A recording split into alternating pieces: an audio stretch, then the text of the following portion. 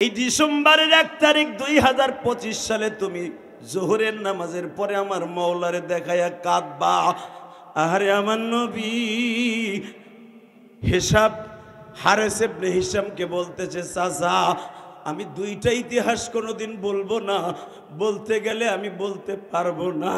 তায়েফের মাঠে আমার মারতে মারতে 3 বার বেহুশ করছে, 3 বারের বার চতুর্থবার যখন হুঁশ ফিরে আসছে আমি তখন বলতে বাধ্য হয়েছি, তায়েফের ছেলেরা আমার আর মানিস না, আমি আর সহ্য করতে পারি না, আমি আর সহ্য করতে পারি না।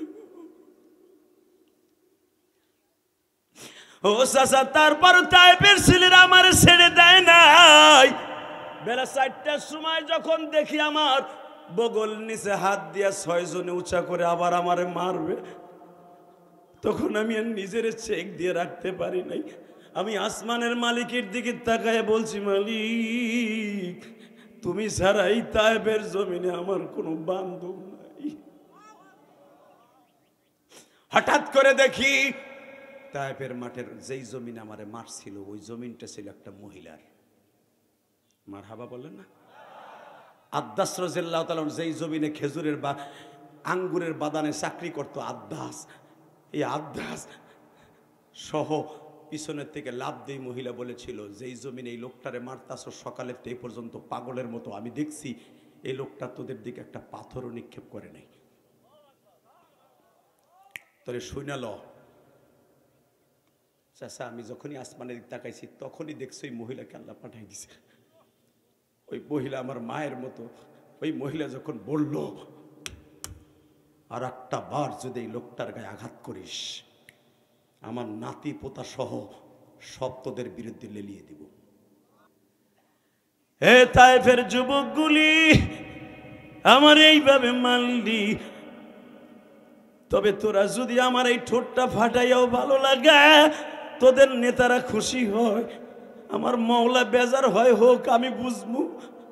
আমার মারসুস দুঃখ নাই, তবু তোরা কালেমা পড়। এই কথা বললি বাবা পাথরের বৃষ্টি আরম্ভ হয়ে গেল। নবীর এমন কোন জায়গা নাই যেখানে ফেটে রক্ত বের হয় নাই। ও পাই করা কালিহাতি টাঙ্গাইলের যুবকগুলা রে, এই হাজার হাজার মানুষের মধ্যে কার যেন জনম দুঃখিনী মা নাই।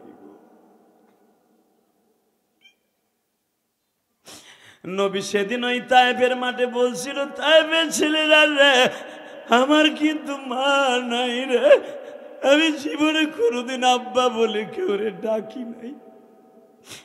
আমি মাত্র 23 দিন বয়সে তোমাকে এই তায়েফে হালিমায়ে সাদিয়ার দুধ পান করার জন্য আসছিলাম। এই তায়েফটা আমার মায়ের দেশ, দুধ মা হালিমার দেশ, আমারই তোরা আর মারিস না রে।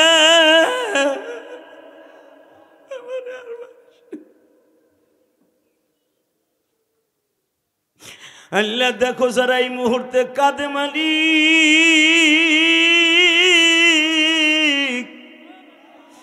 নবী তায়েফের মাঠে মার খাইয়াও মার কথা বলে নাই। কোন মহিলার জানু মহিলা প্যান্ডেলে মা নাই রে, কোন মা বোনদের জানু বাবা নাই। বাবা মেয়েটারে বধূর সাজে সাজাইয়া জামাইয়ের হাতে তুলে দিয়া বলছিল, বাবা রে আমার মেয়েটারে তুমি দেখে রাখো, আমার মেয়েটা কিন্তু ভালোভাবে কাম কাজ জানে না, আমার আদরের মেয়েটারে তুমি মায়ের দূর করো না। ওই মা আজকে মহিলা প্যান্ডেলে বয়া বয়া কান্দে আর বুঝায়, জিহাদি ভাই আমারও তো আব্বাসকে দুনিয়ায় নাই, আমারও জনম দুঃখিনী মা নাই রে। মালিক এই দিনের বেলা ডিসেম্বরের 1 তারিখ টাঙ্গাইল কালিহাতি পাইকরা মুহাম্মদ আলী মাদ্রাসায় বসিয়া এই দিনের বেলা যারা কান্দে, এদের মধ্যে যাদের মা নাই বাবা নাই, আমার নবীর তো মা নাই রে।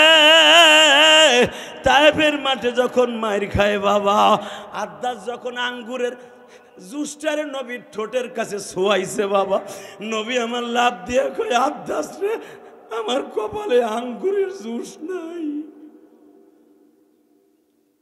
সকলে পড়েন আল্লাহুম্মা সাল্লি আলা মুহাম্মাদিন ওয়া আলা আলি মুহাম্মাদ কামা সাল্লাইতা আলা ইব্রাহিম وعلى آل إبراهيم إنك حميد مجيد اللهم بارك على محمد وعلى آل محمد كما باركت على إبراهيم وعلى آل إبراهيم إنك حميد مجيد টাঙ্গাইল জেলা ঐতিহ্যবাহী কালিহাতী থানা পাইকড়া মোহাম্মদ আলী খান দারুল উলুম মাদ্রাসা কর্তৃক আয়োজিত ডিসেম্বরের 1 তারিখ 2025 আজকের মাহফিলের সম্মানিত সভাপতি,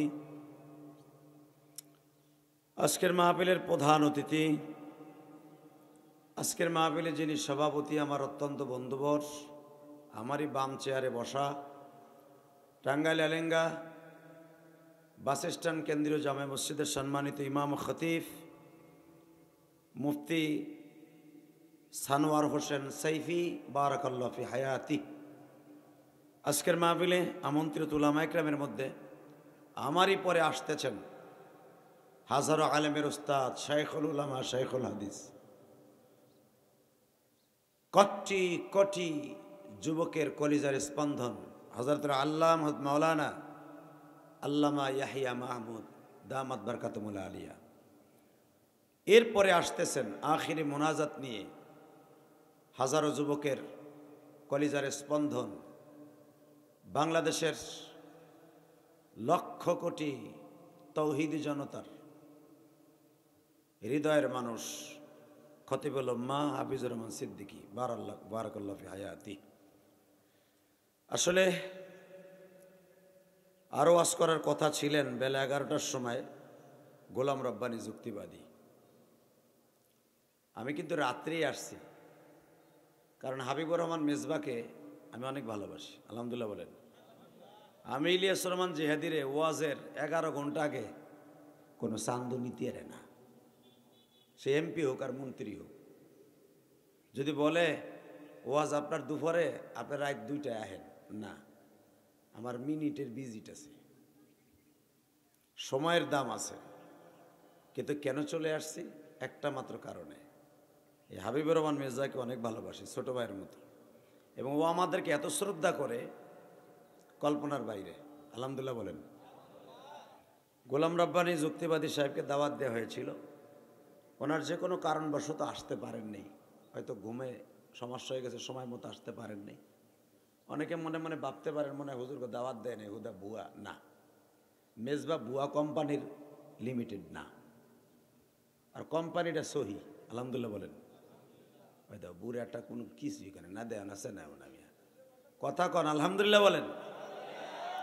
আসতে পারে না, এই জন্য আপনার দুঃখ নিয়েন না, কিন্তু তার নিজের সময়ের কোতাহির কারণে আসতে পারে না। কিন্তু হাবিবুর রহমান মেজবার এখানে কোনো দোষ নাই। ইলিয়াস রহমান জিহাদির মতো লোক যদি রাত্রে চলে আসতে পারে, যারে আনা খুব কষ্ট, যারে ধাক্কাইতে ধাক্কাইতে আনতে হয়, হাফিজুর রহমান সিদ্দিকীর পিএস হে দাওয়াত হে ফোন করেন, হাফিজুর রহমান সিদ্দিকীর পিএস সকালের থেকে পর্যন্ত 3বার মেজবারে ফোন দেওয়া হয়ে গেছে, কোন সময় আসবো, কেমনে আসবো, কোন জায়গায় লোক রাখবেন। তাহলে বুঝালাম ছেলেটা আমাদের কাছে বাংলাদেশের যতই ইয়াহিয়া মাহমুদ সাহেব এই প্রোগ্রাম ধরার জন্য এলেঙ্গা বাস স্ট্যান্ডে কালকে রাত 2টার সময় হয়ে গেছে। সুবহানাল্লাহ, জোরে কন। তোমার টেলিফোন তো চান্দু, সুবহানাল্লাহ কয় এখন পরে কই ওঠে, একসাথে বলেন। যদি কোনো বক্তা না আসে মনে করবেন এটা তার নিজের কোতাহি। তো এই মাহফিলটা পেয়ে আপনি খুশি না বেজার? জোরে কন। এই যে যারা দাঁড়াই রয়েছেন, মনে হয় ট্রাফিকের দায়িত্ব নিচ্ছেন আপনি। এই মা কদিক যাইসটা হন, ঘোড়ার পিছনে যাবেন, এদিকে বাড়িতে বলে এসে রোয়াজে যাইতেছে, এদিকে আলহামদুলিল্লাহ বলেন। হ্যাঁ গো, প্লেট মনে আলাদা দিবেন, হ্যাঁ বিএমপি আর আমরা আওয়ামী লীগ না, কেমনে বুঝে যায় বসার সিস্টেমটা দেন। এদিকে আহেন না, মুখে হাত দেওয়ার হাসতেছেন নশা বাবু, এদিকে আহেন, আল্লাহর এদিকে আহেন, সামনে আহেন, গায়ে গায়ে মিলে বসেন। শোনেন, আমার আগের যে বক্তায় যে আমার ভাই ওয়াজ করে গেছেন, বিশ্বনবী বলেছেন আলেমদের সাথে গায়ে গায়ে মিলে থাকাও অনেক বড় দামি জিনিস, যেরকম আলহামদুলিল্লাহ। একটা ঘটনা বলে ওয়াজ শুরু করবো। দেখেন দেন ভালো লোকের সাথে, ইয়া আইয়ুহাল্লাযীনা আমানু কুনু মাআস সাদিকিন, তোমরা ভালো লোকের সাথে বন্ধুত্ব করো। কথাটা কে বলেছে? একটা হাত উঁচু করে বলেন তো, কে বলেছে? আরো জোরে বলেন, কে বলেছে? কে কে কে? আল্লাহ দেখো কি সুন্দর তোমার হাত উঁচু করে এক আঙ্গুল দিয়ে দেখাই যে তুমি বলছো। ইয়া আইয়ুহাল্লাযীনা আমানু কুনু মাআস সাদিকিন, মা মানে সাথে, সাদিকিন অর্থাৎ ভালো লোকের সাথে বন্ধুত্ব করো। ভালো লোকের সাথে এক বিছানে ঘুমাইও, ভালো লোকের সাথে জীবনে এক প্লেট খাবার খাইও, ভালো লোকের সাথে দোস্ত করো। এই জন্য দেখবেন অনেক কবি এটার সাথে একটা কবিতা মিলিয়ে বলছে, কিন্তু কোরআন শরীফের আয়াতের তর্জমা, সৎস্বর্গে স্বর্গবাস। কথা এই যে মিডিয়ার জ্বালা ছাতা বেড়ার, আমার তো কি ওর ভাষা দেখবো না আমারে দেখবো? এই বেড়া সরা তোকে বাড়া করে আনছি রে বেড়া, সরা বেড়া, তোর আল্লাহ আল্লাহ মানুষ হিসেব। আলহামদুলিল্লাহ বলেন। এই যে আমি সবাই দেখতেছি কে সুবহানাল্লাহ কয় কে কয় না, আমি দেখতেছি, কিন্তু দুল্লাভাই বলা তোরে আল্লাহ আল্লাহ বলেন তো বাজান, কোরআন শরীফ কার কথা? আহারে কত সুন্দর করে আল্লাহ নামটা নিছেন। আপনি জানেন আল্লাহকে একবার বলে আল্লাহ বলে ডাক দিবেন, আসমান জমিনের মাঝে সব মাখলুক আপনার জন্য দোয়া করবে। পৃথিবীর যত দেশে আল্লাহ মারে নিছেন, বিশ্বাস করেন এই তো গত 1.5 মাস আগেও, অর্থাৎ আগস্ট সেপ্টেম্বর, পুরো 2 মাস আমি বাংলাদেশের বাইরে ছিলাম। আপনারা দেখছেন অনেকে যারা সোশ্যাল মিডিয়া চালান, Singapore, Malaysia, Indonesia, China, Dubai, এরপরে সৌদি আরব, এই এতগুলো দেশ সফর করে আমি দেখছি যেগুলো খ্রিস্টান শাসিত দেশ।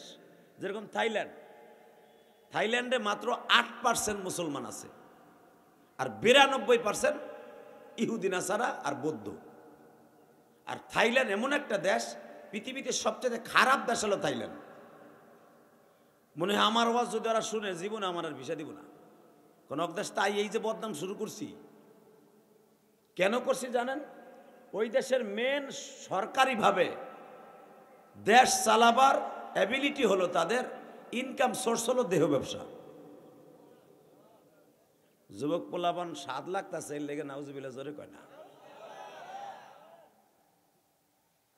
আমি আবার বলছি, থাইল্যান্ডের সবচেয়ে বড় ইনকাম সোর্স হলো ফরেনিয়ানদের কাছ থেকে টাকা নিয়ে, সেই টাকাটা হলো ব্যবসা বাণিজ্য, হলো দেহ ব্যবসা।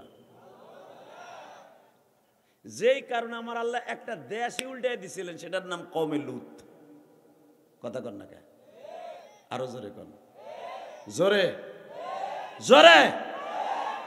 থাইল্যান্ডে আপনি কোনো বোরকা দেখবেন না, শুধু মিশরিয়ান সৌদিয়ান কিছু মহিলা ছাড়া কোনো বোরকা নাই, বোরকা এলাও না। মুখ আপনি ঢাকতে পারবেন না। ছিলাম ভাই কয়দিন, চোখ বুঝেছিলাম। যদি কেন রাস্তা দিয়ে হাঁটছেন কেন? ওই দেশে রাস্তা দিয়ে হাঁটা যায় না, গাড়ি নিয়ে হাঁটতে হয়। তো দেখলাম আলহামদুলিল্লাহ ওই সমস্ত নাস্তিক দেশের থেকে আমার বাংলাদেশ অনেক ভালো। আমার বাংলাদেশ জান্নাতের দেশ। আপনি কি জানেন যতগুলো দেশ আল্লাহ আমার সফর করাইছে, আমি দেখছি কেউ আমার মওলারে আল্লাহ বলে ডাকে না, কেউ আমার আল্লাহরে আল্লাহ বলে ডাকে না। বৌদ্ধরা ডাকে কর্তা বলে, কর্তা। গৌতম বুদ্ধরা, গৌতম বুদ্ধ হলো তাদের নবী। হিন্দুরা তারা ডাকে হরি, ভগবান। খ্রিস্টানের বাচ্চারা ডাকে যিশু, গড। একমাত্র মুসলমান আমার আল্লাহকে 99টা নাম ধরে ডাকে। দেখি না আমার আল্লাহরে মিষ্টি সুরে আল্লাহকে একটা ডাক দেন না বাবা, দেন আর একটু মিষ্টি সুরে ডাক দিয়ে দেখেন। ডাক রে বান্দা আল্লাহকে ডাক, বলেন না, ডাক রে বান্দা আল্লাহ সারা মাহবুদ নাই রে, আল্লাহ সারা মাহবুদ নাই রে জগতের উপর। ডাক রে বান্দা আল্লাহকে ডাক, দেন না ডাক, ডাক দেন, ডাক ডাক ডাক ডাক দেন না, জোরে একটা ডাক দিয়ে দেখেন না কত মজা লাগে। এ কলিজার টুকরান টাঙ্গালের বাইরা রে,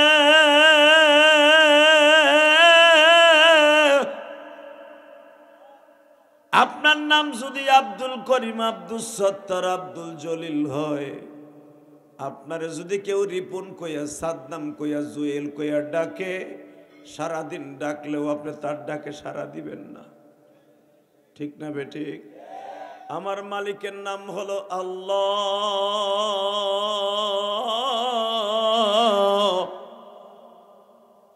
আমার আল্লাহর নাম হলো রহমান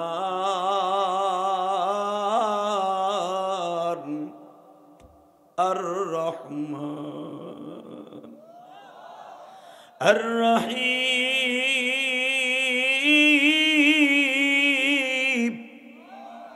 আল্লাহু লা ইলাহা ইল্লা হুয়াল হাইয়ুল কাইয়্যুম। এগুলো আমার আল্লাহর নাম। এগুলা যদি কেউ মনের ভুলেও ডাক দেয়, তার জাহান্নামের খাতা থেকে নাম কেটে জান্নাতের খাতায় নামটা উঠিয়ে দেয়। রসুলের জামানায় আপনারা জানেন, রসুলের একজন প্রবীণ সাহাবী ছিলেন, মারহাবা বলেন। নাম ছিল তার আব্দুল উজ্জা। কি নাম? জোরে কন, নাম কি? কথা কন, বাড়িতে আইছেন জবান তালা মারছনি বুড়াটা। নাম কি? জোরে কন। জানেন এই সাহাবীর ডাইরেক্ট জান্নাতি। আব্দুল উজ্জা মানে কি জানেন? উজ্জা ছিল বড় একটা মূর্তির নাম, এ লম্বা ছিল 29 হাত। এখনো পর্যন্ত মিশরের জাদুঘরে এই বদমাইশ মূর্তিটারে দেখবেন। কারণ যখন তুর্কিরা দেশ শাসন করতো সৌদি আরব, তখন এই মূর্তিগুলো ওরা নিয়ে গেছিল সৌদি আরব থেকে, এখনো আছে। এই চোখ দিয়ে দেখতে আইছি। এই মূর্তিটা লম্বা হলো কোষ্টি পাথরের, 1 তোলা কোষ্টি পাথরের দাম 2.5 কোটি টাকা। কোষ্টি পাথর স্বর্ণের থেকে বেশি দাম মেয়া। এই কোষ্টি পাথরের পাথর 30 হাত লম্বা হলো উজ্জা মূর্তিটা, যেটারে পূজা করতো আবু জেহিল্লায়, মুরুক্ষর বাপে। আবু জেহেলের বড় ভাইয়ের নাম ছিল হারিস ইবনে হিশাম, আর আবু জেহেলের নাম হলো হেকাম ইবনে হিশাম। আবু জেহেলরা 2 ভাই। কয় ভাই? জোরে ক। তাহলে মনে করবো তুই চাস্তো ভাই, তুই জোরে কথা না কইলে। কয় ভাই? আবু জেহেলের ভাই হলো 2টা, বোন হলো 6টা। মনে রাখেন, নবীর চাচা হলো 9 জন, বাপ সহ 10 জন। নবীরও ফুফু হলো 6 জন। নবীর ফুফু কয়জন? তাহলে সেই হিসাবে আবু জেহেল যদি চাচা হয়, তাহলে চাস্তো ফুফুও 6 জন নবীর। ভালো করে বুঝবেন। তা আবু জেহেলের ছোট ভাই, আরে ভাই রে, আবু জেহেলের ছোট ভাইয়ের নাম হলো হারিস ইবনে হিশাম। ভালো করে বুঝছেন মিয়া? নাম কি? হিশাম হলো আবু জেহেলের বাপের নাম। আর আবু জেহেলের নাম কিন্তু আবু জেহেল না, ওর নাম হলো আবুল হেকাম। কি নাম?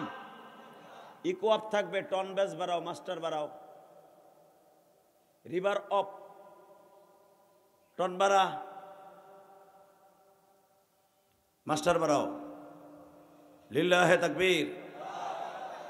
আরো ক্লিয়ার করো, একসাথে বলতে হবে। যতদিন বাঁচবো কারে ডাকবো? পৃথিবীর আমার আল্লাহর বিরুদ্ধে, নবীর বিরুদ্ধে যদি কেউ কথা কয়, সে যে দলেরই হোক, আর জায়গায় পুঁতে এলাবো, আর জায়গায় বাইরে ফেলাবো। মান সাব্বা নবিয়্যান ফাকতুলু, যারা আমার নবীর বিরুদ্ধে কথা বলবে, নবীর ফতোয়া এটা। শেখ হাসিনা, খালেদা, ইরশাদ চাচার ফতোয়া নয়, কোনো আলেমের ফতোয়া নয়। আমার বিশ্ব নবীকে যে গালি দেবে, নবী নিজে বলেছে আমার আল্লাহকে যে গালি দেবে, আর কল্লা উড়াই দিবি। আবুল সরকারের মতো শয়তান এখনো বাংলাদেশে থাকে। ওর পক্ষে আবার কিছু আছে হিজলা, আবার ওর পক্ষে কথা কোবাইয়া ফাইনাল করে এলাবো বাংলাদেশে। কথা ঠিক না বেঠে? একসাথে বলতে হবে মুসলমানের পোলা। নবী নিজে ফতোয়া দিয়েছে, আমার বিরুদ্ধে, আমার আল্লাহর বিরুদ্ধে কেউ কথা কইলে ওরে জাগায় কোবাইয়া, মান সাব্বা নাবিয়ান ফাকতুলু, মান সাব্বা ইলাল্লাহ ফাকতুলু, আল্লাহর বিরুদ্ধে কথা বলবে, ওরে এবং আমি নবীর বিরুদ্ধে কথা বলবে, ওর কোনো বিচার নাই, ওর বিচার হলো কল্লা উড়াই দিবে। আবুল সরকার শয়তান, ও কয় আল্লাহর গুয়া কোনডা আর মাথা কোনডা, হারাম জাদা। আল্লাহ এবং আল্লাহ রসুলের যে গাড়ি দেয় ওর জন্মের ভিতরে ভেজাল।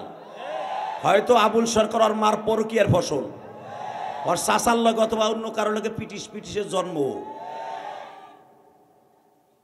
মুসলমানের বলে আমি কই নাই, নবী বলছে যে আল্লাহ এবং আল্লাহ রসুলকে গাড়ি দেবে, ওর জন্মে ভেজাল। ওর মা কলেজ জামানায় মনে হয় বয়ফ্রেন্ডের সাথে মারাই বানাইছে ওরে। ভালো করে বুঝবা মুসলমানে বলা দুলতে তিতা লাগে। ও কি বলছে শুনছ? যিনি আমার সৃষ্টিকর্তা, লালন কর্তা, পালন কর্তা, রেজেক দাতা, হায়াত দাতা, তাবারাকাল্লাযী বিয়াদিহিল মুলক, সারা পৃথিবী যার হাতের মুঠোর মধ্যে, পৃথিবীর কোনো মাখলুকের সাথে আমার রবের তুলনা হবে না। কথা বলে না কেন? আবুল সরকার সাহেব, তোমার হয়তো ইউনূস সরকার দালালি করে টাকা খাইয়ে ছাইরা দিতে পারে, কিন্তু ছাত্র সমাজ কলেজের বন্ধুরা তোমার ছাড়বে না। যে কোনো গানের প্যান্ডেলে তোর কোবাইয়া দুই টুকরা রেন্ডি গেছে চলার মতো ফানা ভিল্লা বানায় হেলাবে। কথা বলে না কেন? শুধু আবুল সরকার নয়, শাহ আলম সরকার নয়, লিপি সরকার নয়, মুক্তা সরকার নয়, যেই সরকারি আল্লাহর বিরুদ্ধে, নবীর বিরুদ্ধে কথা কবে, নবীর ফতোয়া হিসাবে ওর কল্লা উড়াই দিব। কাকে রাজি আছো? আল্লাহকে দু হাত ধরে দেখায় দাও।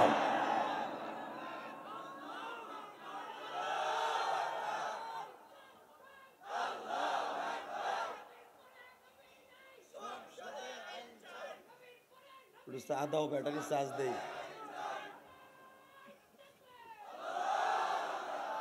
ওই তাকবির একটা দিছি, তাল বেলেম গুলা ঢুকা শুরু হয়েছে, ওইগুলো এত সময় বাইরে আসি, তাকবিরটা দিলাম মাঝখান দিয়া। ওদিক যাবি না, এদিকে ঢুকে সব বহে নেব। কলেজের বন্ধুরা বয়ে পড়ছে, তাল বেলেম গুলো না ঘুরতাছে কেমন। আল্লাহ কবুল করুক, জোরে কেন আমিন, আরো জোরে। এবার আপনাদের কাছে আমি ফতোয়া চাই, উলামা ইকরাম এখানে আছেন। আমার আল্লাহ সারা দুনিয়ার মালিক, উনি নিজে বলেছে সূরা মুলকের ভিতরে, ওনার ক্রেডিট সম্পর্কে উনি নিজে একটা সূরাই নাযিল করছে। ওই সূরাটার নাম হলো মুলক। কি নাম? জোরে কোন? মুলক মানে পৃথিবী। পৃথিবী বাচ্চা সেকেন্দার, যাকে খ্রিস্টানেরা, আমি লন্ডনে দেখেছি, ইস্কান্দারিয়া যাকে বলা হয়, ইস্কান্দারিয়া যাকে বলা হয়, যিনি পূর্ব থেকে পশ্চিম, পশ্চিম থেকে দক্ষিণ থেকে উত্তর, সারা পৃথিবী সফর করছে একটা ঘোড়ার উপরে, যাকে আলেকজান্ডার বলা হয়, আলেকজান্ডার। আর আমরা বলি জিলকাফ, আমরা বলি ইসলামের ভাষায় যাকে বলা হয়েছে বাচ্চা সেকান্দার, যাকে আপনারা বলেন, মারহাবা বলেন। ওনার 27টা নাম, তার ভিতরে একটা সেকান্দার ওনার নাম। সেকান্দার আমার আল্লাহর নাম। এই মুসলমানের পোলা, এই বাচ্চা সেকান্দার, আলেকজান্ডার, জুলকারনাইন যাকে বলা হয়, মনে রাখতে হবে এত ক্ষমতার মালিক ছিল ওনার। উনি ঘোড়াকে বলতেন আমি সকালের নাস্তা করব এই বাংলাদেশ থেকে যাইয়া সৌদি আরবে। আল্লাহর হুকুমে ঘোড়া চলে সৌদি আরব তাকে নিয়ে যেতেন। সুলাইমান নবীর একটা, উনিও সারা পৃথিবীর মুলুকের বাদশা ছিলেন। শোনেন না, একটা গজলে কয় 7 মুলুকের বাদশা ছিলেন বাদশা সেকান্দার, বলে না? তা সে হলো 7টা মুলুকের বাদশা, আর আমার মালিক হলো সারা দুনিয়ার বাদশা। 7টা মুলুকের পরে আর একটা মুলুক আছে, ওই মুলুকের মালিক হলো আমার আল্লাহ। কে কে কে কে? এই জন্য ওই সূরা মুলক একটা সূরাই আছে আল্লাহর ক্রেডিট সম্পর্কে। সূরার ভিতরে, পুরা সূরাটার ভিতরে আল্লাহর ক্রেডিট বর্ণনা করছে। সূরার শুরুতে আল্লাহ বলতেছে, আমি তেলাওয়াত করব, সব শক্তি দিয়ে আল্লাহু আকবার বলবেন, জীবনে হার্টের রোগে আপনি ভুগবেন না। তাবারাকাল্লাযী বিয়াদিহিল মুলক ওয়া হুয়া আলা কুল্লি শাইইন কাদির আল্লাযী খালাকাল মাউতা ওয়াল হায়াতা লিয়াবলুয়াকুম আইয়ুকুম আহসানু আমালা ওয়া হুয়াল আজিজুল গফুর। শোনেন ওনার ক্রেডিট সম্পর্কে উনি আরো কি বলে, আল্লাযী খালাকা সাবআ সামাওয়াতিন তিবাকা মা তারা ফি খালকির রহমান। আরে এ বান্দা, আমার সাথে ক্ষমতার চ্যালেঞ্জ করস না। এই একটা মুলুকের একটা দেশের বাচ্চা হইয়া ধরাকে সরা মনে করস না। তুই কি জানোস, তুই জানোস আমি এমনই একজন রব, তাবারাকাল্লাযী বিয়াদিহিল মুলক, সারা দুনিয়া আমার হাতের মুঠোর মধ্যে। সুবহানাল্লাহ, আসতে গেলে বুবো হইয়া মরবা। আবার এখানে শেষটা, তুই কি জানোস আমি ক্ষমতার মালিক, আল্লাযী খালাকাল মাউত ওয়াল হায়া, মৃত্যু আর হায়াত পৃথিবীর কারো হাতে না, আমি রবের হাতে। তুই কি জানোস ভালো মন্দ আমার হাতে। দুনিয়ার কোনো বাদশা তোর ভালো মন্দের গ্যারান্টি দিতে পারবে না। কথা বলেন না কেন? এই যে ওয়াজের মাঠে আপনি দিনের বেলা বসছেন, আজকে ডিসেম্বরের 1 তারিখ, এটা আমাদের বিজয় মাস না, এটা 16 ডিসেম্বর আমাদের বিজয় দিবস। এটা আমার বাংলাদেশের জন্য সৌভাগ্যময় মাস। এটা 9 মাস যুদ্ধের পরে আমার বাংলা মাকে আমরা স্বাধীন করেছিলাম। 16 ডিসেম্বর আমরা বিজয় উদযাপন করব। কথা ঠিক না বেঠিক? এই বিজয়ের মাসের 1 তারিখে আপনাদের সাথে আমি ওয়াদা করে গেলাম, কিয়ামতের মাঠে আপনার সাথে আমার দেখা হবে ইনশাল্লাহ। বলেন। প্রত্যেকটা দেশের কালচার আছে। সৌদি আরব হলো এই যে এই মাসের আগের মাসে গেছে ওদের স্বাধীনতা দিবস। কাতারের স্বাধীনতা দিবস সামনে আসতেছে, কুয়েতের স্বাধীনতা দিবস সামনে আসতেছে। আমার বাংলাদেশের স্বাধীনতার প্রথম মাসের ডিসেম্বর 1 তারিখ আপনাদের সামনে আমি দিনের বেলায় বাদ জোহর বলে গেলাম। কিয়ামতের মাঠে দেখতে পারবেন যারা আল্লাহর পক্ষে একটা স্লোগান দিছিলেন, আল্লাহ তাদেরকে কিভাবে সারপ্রাইজ দেয়। কারণ পৃথিবীর কোনো ধর্মের মানুষ আমার আল্লাহকে আল্লাহ বলে ডাকে না, একমাত্র মুসলমান ছাড়া। আল্লাহ আপনার সারপ্রাইজ দেবে না, দেবে কি রবীন্দ্রনাথ ঠাকুর রে? টাকা ওই দিকে, তাহলে আল্লাহকে জোরে একটা আল্লাহ বলে ডাক দেন তো। তাকান এদিকে, আল্লাহ আরো কি বলে শোনেন, আল্লাযী খালাকা সাবআ সামাওয়াতিন তিবাকা। তোর ক্ষমতার দাপট দেখাস বান্দা, মা তারা ফি খালকির রহমান মিন তাফাবুত ফারজি'ল বাসরা হাল তারা মিন ফুতুর। তাকায় দেখ, তোদের 7টা আসমান আমি তোদের জন্য ছাদ বানাই রেখে দিছি। বেগাইরে আমাদিন তারাউনাহা, কোনো খুঁটি লাগাইনি। কোরআন শরীফ আল্লাহ বলে বেগাইরে আমাদ, বেগায়ের মানে নেহি, আমাদ মানে খুঁটি। আমি 7টা আসমান কোনো রড সিমেন্ট লাগাই নাই, কোনো খুঁটি লাগাই নাই। আমি 8 জন ফেরেশতার কাঁধের উপর আমি 7টা আসমান রেখে দিছি। তুই কি ভাবতেছস তোকে কালী হাতের সমান একটা ছাদ? না, তুই যেই জমিনে বাস করো সেই জমিন থেকে প্রথম আসমানের দূরত্ব হলো 500 বছরের রাস্তা। জোরে আল্লাহর এই কথা শুনে কি ভাল লাগে না? আল্লাহর কুদরত শুনে আল্লাহু আকবার বলবেন, জীবনে আপনার মর্দমি শক্তি কমবো না। বউ আপনার ফেলাইতো আর একবারের লগে পরকে কইয়া যাইবো না। এ আমি কই নাই, কোরআন শরীফের কথা। যারা আল্লাহর বরত্ব, যারা আল্লাহকে বড় করবেন, তাদের শরীরের শক্তি, ইমানি শক্তি মৃত্যুর আগ পর্যন্ত কমবে না। তা না হলে এই মেয়া বদরের যুদ্ধে যখন প্রথম যুদ্ধে আবু বকর যায়, তখন আবু বকরের বয়স 54 বছর। 54 বছরে একটা বুড়া এখানে খাড়াইয়া একটা লাঠি লিয়ে দুইজনে পিটাও তো দেখি কেমনে পারো? কথা কন না কেন? হে তো নিজের বডি লই আটতে পারে, এবার আর একজনের পিটাইবো কেমনে? হালাকে 54 বছরের থেকে আবু বকরের জীবনের যুদ্ধের সূচনা শুরু হয়েছে। এরপরে 10 বছর পর্যন্ত প্রত্যেকটা যুদ্ধে আবু বকর অংশগ্রহণ করছে। আরো জোরে কি মনে করলেন আপনি? তাদের শক্তি, গায়ে শক্তি দরকার নাই, ইমানি শক্তি বড়। লিল্লাহে তাকবীর, লিল্লাহে তাকবীর। এই তাকবীরগুলো জোরে জোরে দিবি যুবক, তোর শক্তি বাড়বে ইনশাল্লাহ। কোনোদিন তোর শক্তি যারা পরিমাণ কমবে না। বাতিলের বিরুদ্ধে যারা হুঙ্কার দিবে, এদের শক্তি কোনোদিন আল্লাহ কেড়ে নিবে না। এই যে রাত্রে ওয়াশ করে আইসি, রাত 4টায় ঘুমাইছি, আইসি তো 2টায় মাদ্রাসায়। 2:30টার সময়। 1 ঘন্টা ঘুমাইতে পারি না, 24 ঘন্টায় 1 ঘন্টার ভিতরে ডেলি ঘুমাইতে পারি না। সারাটা বছরে এইভাবেই বডিটা চলে, সান আছে, তারপরে তো কোনো শক্তি কমে না। কেন জানো? 24 ঘন্টা আমার মাবুদের কোরআন নিয়ে মাথার মধ্যে ঘুরাই। কোন মঞ্চে কি বললে আমার যুবক ভাইরা অন্তত ইসলামের কথা, আমার আল্লাহর প্রেম, নবীর প্রেম তাদের অন্তরে জাগ্রত হবে। যুবক ভাইরা নষ্ট হয়ে যাইতেছে ফেসবুকের কারণে, কথা বলেন না কেন? যুবকদের কলব নষ্ট হয়ে যাইতেছে বাজে গান শোনার কারণে। যুবকদের জীবন ধ্বংস করে দিচ্ছে নেশার কারণে। কি বললে আমার যুবক ভাইরা আমার কথা শুনবে? চলে যাবে না। এবং কথাগুলো আমল করার জন্য আল্লাহর দিকে একটু দাবিত হবে। 24 ঘন্টা মাথার মধ্যে থাকে, ঘুমাবো কোন সময়? অতএব একসাথে বলতে হবে, সর্বময় ক্ষমতার মালিককে। ওই আল্লাহ বলতেছে, দেখ আমি 7টা আসমান বানাইছি, ফারজিইল বাসারা হাল তারা মিন ফুতুর।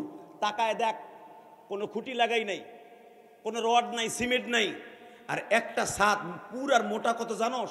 তোকে পাইকরা মাদ্রাসার, মোহাম্মদ আলী মাদ্রাসার এই একটা ছাদ দিছর, এর ভিতরে অন্তত 2-2.5 টন রড দিছর, জালি দিছর, পিলার দিছর, আবার ইট দিয়ে গাঁথনি দিছর, মোটা হলো 6 ইঞ্চি ছাদ, এইটারে রক্ষণাবেক্ষণের জন্য। আর আমি যে ছাদটা দিছি, রড নাই, সিমেন্ট নাই, কিচ্ছু নাই, পিলার নাই, এই ছাদটার পুরার মোটা হলো 500 বছরের রাস্তা।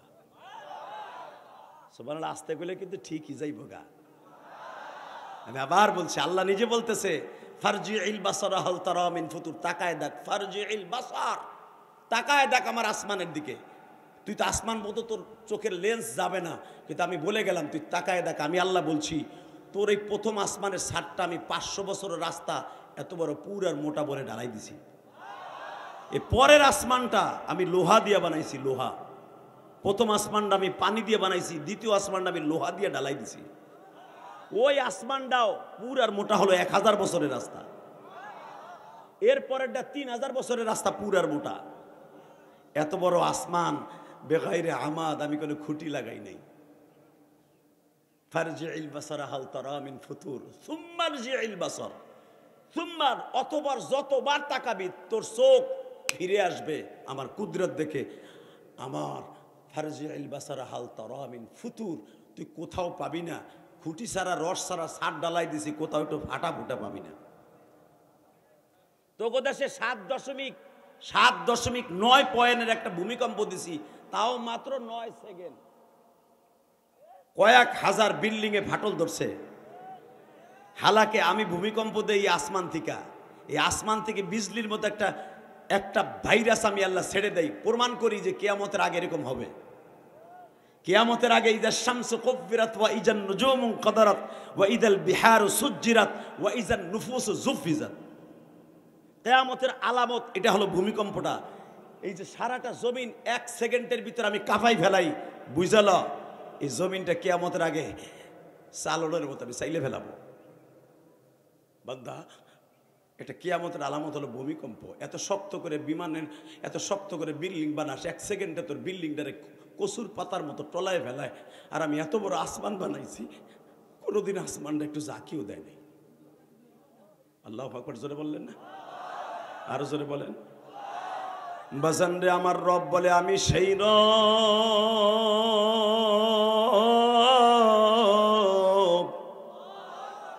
আমি হইলাম সব। ওই আল্লাহর যদি কেউ কয় আল্লাহর গোয়া মাথা কিছুই পাই না, পরে করার দরকার নাকি? ওরে নেই আবার আমাকে দেশের বড় বড় নেতারা আবার দালালি করে। হালার মাথা খারাপ হয়ে গেছে, কথা কর না কেন? মাথা খারাপ হয়ে গেছে ডাইরেক্ট। আরে ভাই, আমি ইলিয়াসুর রহমান জিহাদিও যদি আল্লাহর বিরুদ্ধে কথা কই, আমারও জায়গায় পুঁতে হেলাই, কথা কর না কেন? এই সভাপতি যদি বলে ওরে জায়গায় 2 টুকরা করে দেন, ওর ইমামতি করা তো দূরের কথা, তোমাকে ওই প্রিন্সিপাল সভা যদি আল্লাহর বিরুদ্ধে কথা কয়, ওরাও 2 টুকরা বানায় হেলাবো। আমার আল্লাহকে ভালোবাসতে যে, ঠিক না বেঠিক? আমার জাতির পিতা ইব্রাহিম যদি আল্লাহকে ভালোবাসতে যে নিজের পোলারে পাড়াই ধরে জবাই দিতে পারে, আমি আবার কোন বড় মেয়েরে খাতির করবো রে? কথা কর না কেন? দেখেন আল্লাহর ভালোবাসা কারে কয়, আল্লাযীনা আমানু আশাদ্দু হুব্বাল লিল্লাহ। আল্লাহ কত ভালোবাসার নজরে আপনারা আমারে বড় করছে। মোমেন বান্দা সবচাইতে আমি রবরে বেশি ভালোবাসবে। লিল্লাহে তাকবীর। মোমেন বান্দা কারে বেশি ভালোবাসবে? জোরে কোন। আরো জোরে। আমার এই ওয়াজটা করতেছেন ফাতে মক্কার পরে আমার নবী কাবা ঘরের দরজার সামনে, সন্ন্যার দরজার সামনে দাঁড়ায়। ওই দপ্তরে ছিল যেই কথাটা বলতেছিলাম, আবু জেহেলের ছোট ভাই হারেস ইবনে হিশাম। কি নাম? তাহলে আবু জেহেলটা ভাই কয়টা, বোন কয়টা? মন থাকবে তো আজ থেকে। হুজুরের আপন চাস্তো চাচা আবু জেহেল, তো বাড়ি এক জায়গায়, চাস্তো ফুফুও 6টা, আমার নবীর আপন ফুফুও 6টা। এরা বড় হয়েছে একসাথে, আবু জেহেলের বোনেরা আর হুজুরের আপন ফুপুরা একসাথে বড় হয়েছে, একসাথে বিয়ে হয়েছে। দেখেন খেলাটা দেখেন। তো ইন দি মিন টাইমে ফাতে মক্কা যেদিন হয়ে গেল, আবু সুফিয়ান কালেমা পড়লেন সকালবেলা, আর আবু জেহেলের ছোট ভাই হিশাম কালেমা, হারেস কালেমা পড়ছে আসরের পরে। আমি বুঝছি আপনার দুপুরে ভাত খান নাই, খাইছেন? তোরা জোর দেশকে তুই খাইছিস, তুই আওয়াজ দে, যেটা খায় না এটা আসতে দি। রেডি? এই মুসলমানের পোলা আবু জেহেলের ছোট ভাই হারেস, সে ছিল মক্কার স্বরাষ্ট্রমন্ত্রী, আর প্রধানমন্ত্রী ছিল আবু সুফিয়ান। কি মনে করলেন আপনি? প্রধানমন্ত্রী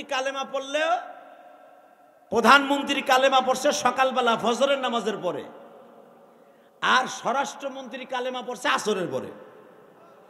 ঠিক আসরের সময় আমার নবী মুযাকারা করতে যাইয়া বলে দিলেন, ওয়াল্লাযীনা আমানু আশাদ্দু হুব্বান লিল্লাহ, মুমিনের সবচেয়ে বড় কাজ হলো, মুমিনের সবচেয়ে বড় বন্ধু হবে আল্লাহ।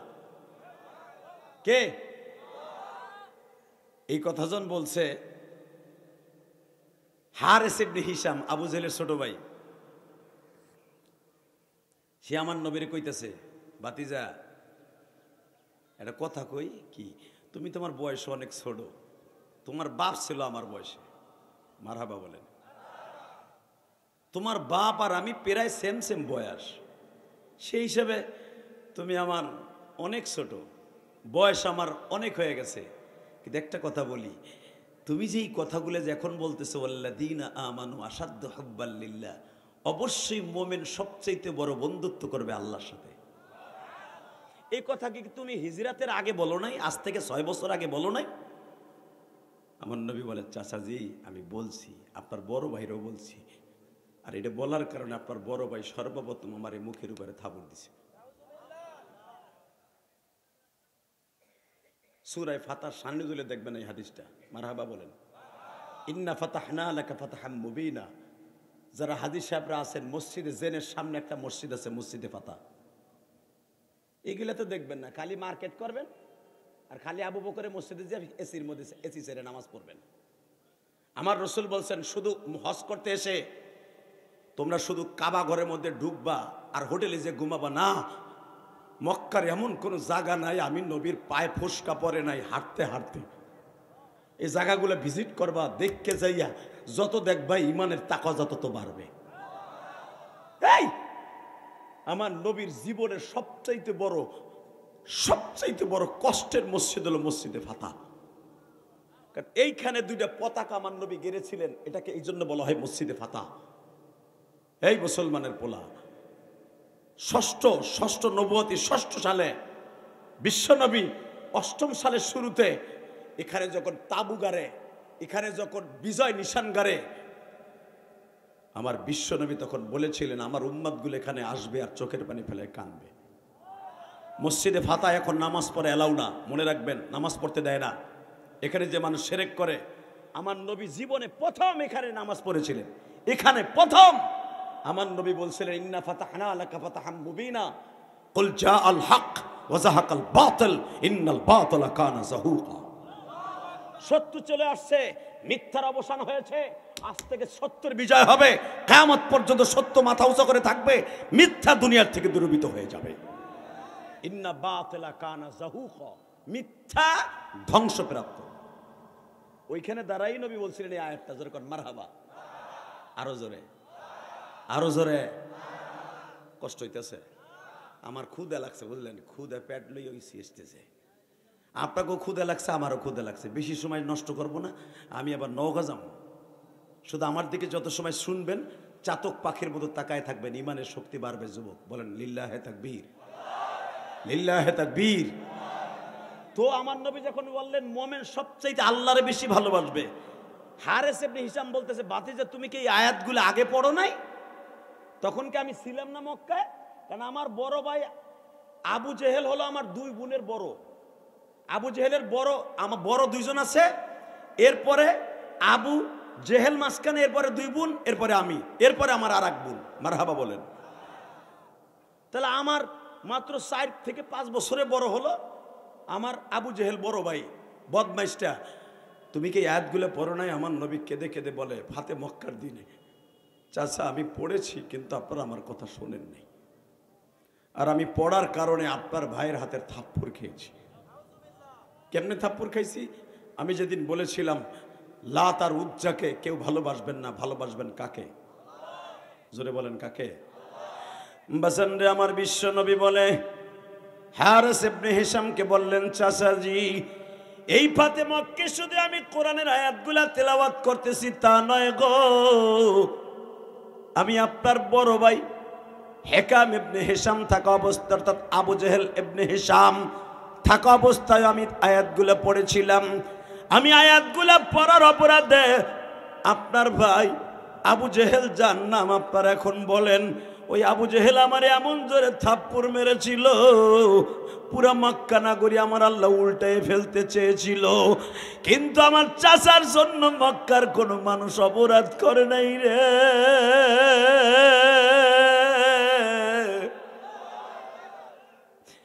আমি এই জন্য বাক্কা শহর উল্টাইতে দেই নাই। হারেস ইবনে হিশাম কান্দে আর বলে, ভাতিজা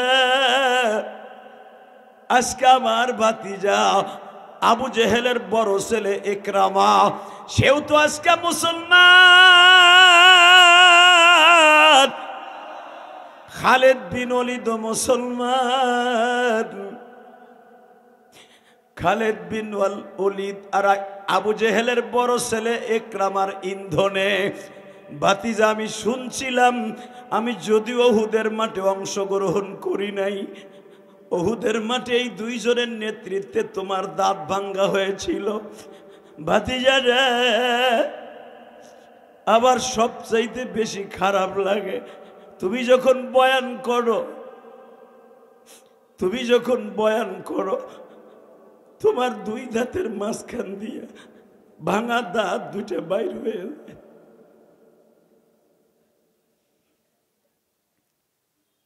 হারিস ইবনে হিশাম বলে, দারে কুত্তির হাদিস, ভাতিজা আমার অনেক কষ্ট লাগে, এত সুন্দর মানুষটা, চেহারাটা পূর্ণিমার চাঁদের চাইতে সুন্দর, পূর্ণিমার চাঁদের মধ্যে কালো কালো দাগ আছে, চন্দ্রের দিকে তাকানো যায় না, চন্দ্রের ভিতরে হয়তো তার লাভি ময় আওয়াজের কারণে তাকানো যায় না, কিন্তু আলোওয়ালা চন্দ্রের চাইতে বেশি সুন্দর তোমার চেহারা। এই চেহারা দিয়ে যখন তুমি আমাদের সামনে কথা বলো, যখন দেখি দুই ঠোঁটের মাঝখান দিয়া তোমার দুইটা দাঁত ভাঙা, তখন আমি হারিস ইবনে হিশাম আর সহ্য করতে পারি না। কিন্তু আমি শুনেছি আমারই রক্তের নেতৃত্বে, অর্থাৎ ইকরামার নেতৃত্বে তোমার দাঁত ভাঙ্গা হয়েছে। তখন আমার নবী কাঁদে আর বলে, চাচা উহুদের মাঠে সকাল 11টা পর্যন্ত মাঠ আমাদের দখলে ছিল, 11টা পর্যন্ত আমরা বিজয় লাভ করলাম, যুদ্ধের বিরতি হয়ে গেল 1:30টার পরের থেকে 2টার দিকে, বাবা ধরে নেন এই টাইমে নবীর কানে খবর আসলো গো, ইকরামা অর্থাৎ আবু জেহেলের বড় ছেলে ইকরামা রাদিয়াল্লাহু তাআলা আনহু, ও বাজার খালিদ বিন ওলীদ আবু সুফিয়ানের সন্তান, আল্লাহু আকবার জোরে বলো, খালিদ বিন ওলীদ, সেও তাদের দুইজনের নেতৃত্বে আমার নবীর দাঁত ভাঙা হয়েছে। তারা দুইজন যুদ্ধের মুড় ঘুরাই দিল। আমি দেখবো নবীর আশেক এখন কয়জন আছে। দিনের বেলায় মানুষের চোখ দিয়ে সহজে পানি পড়ে না, কেন জানেন?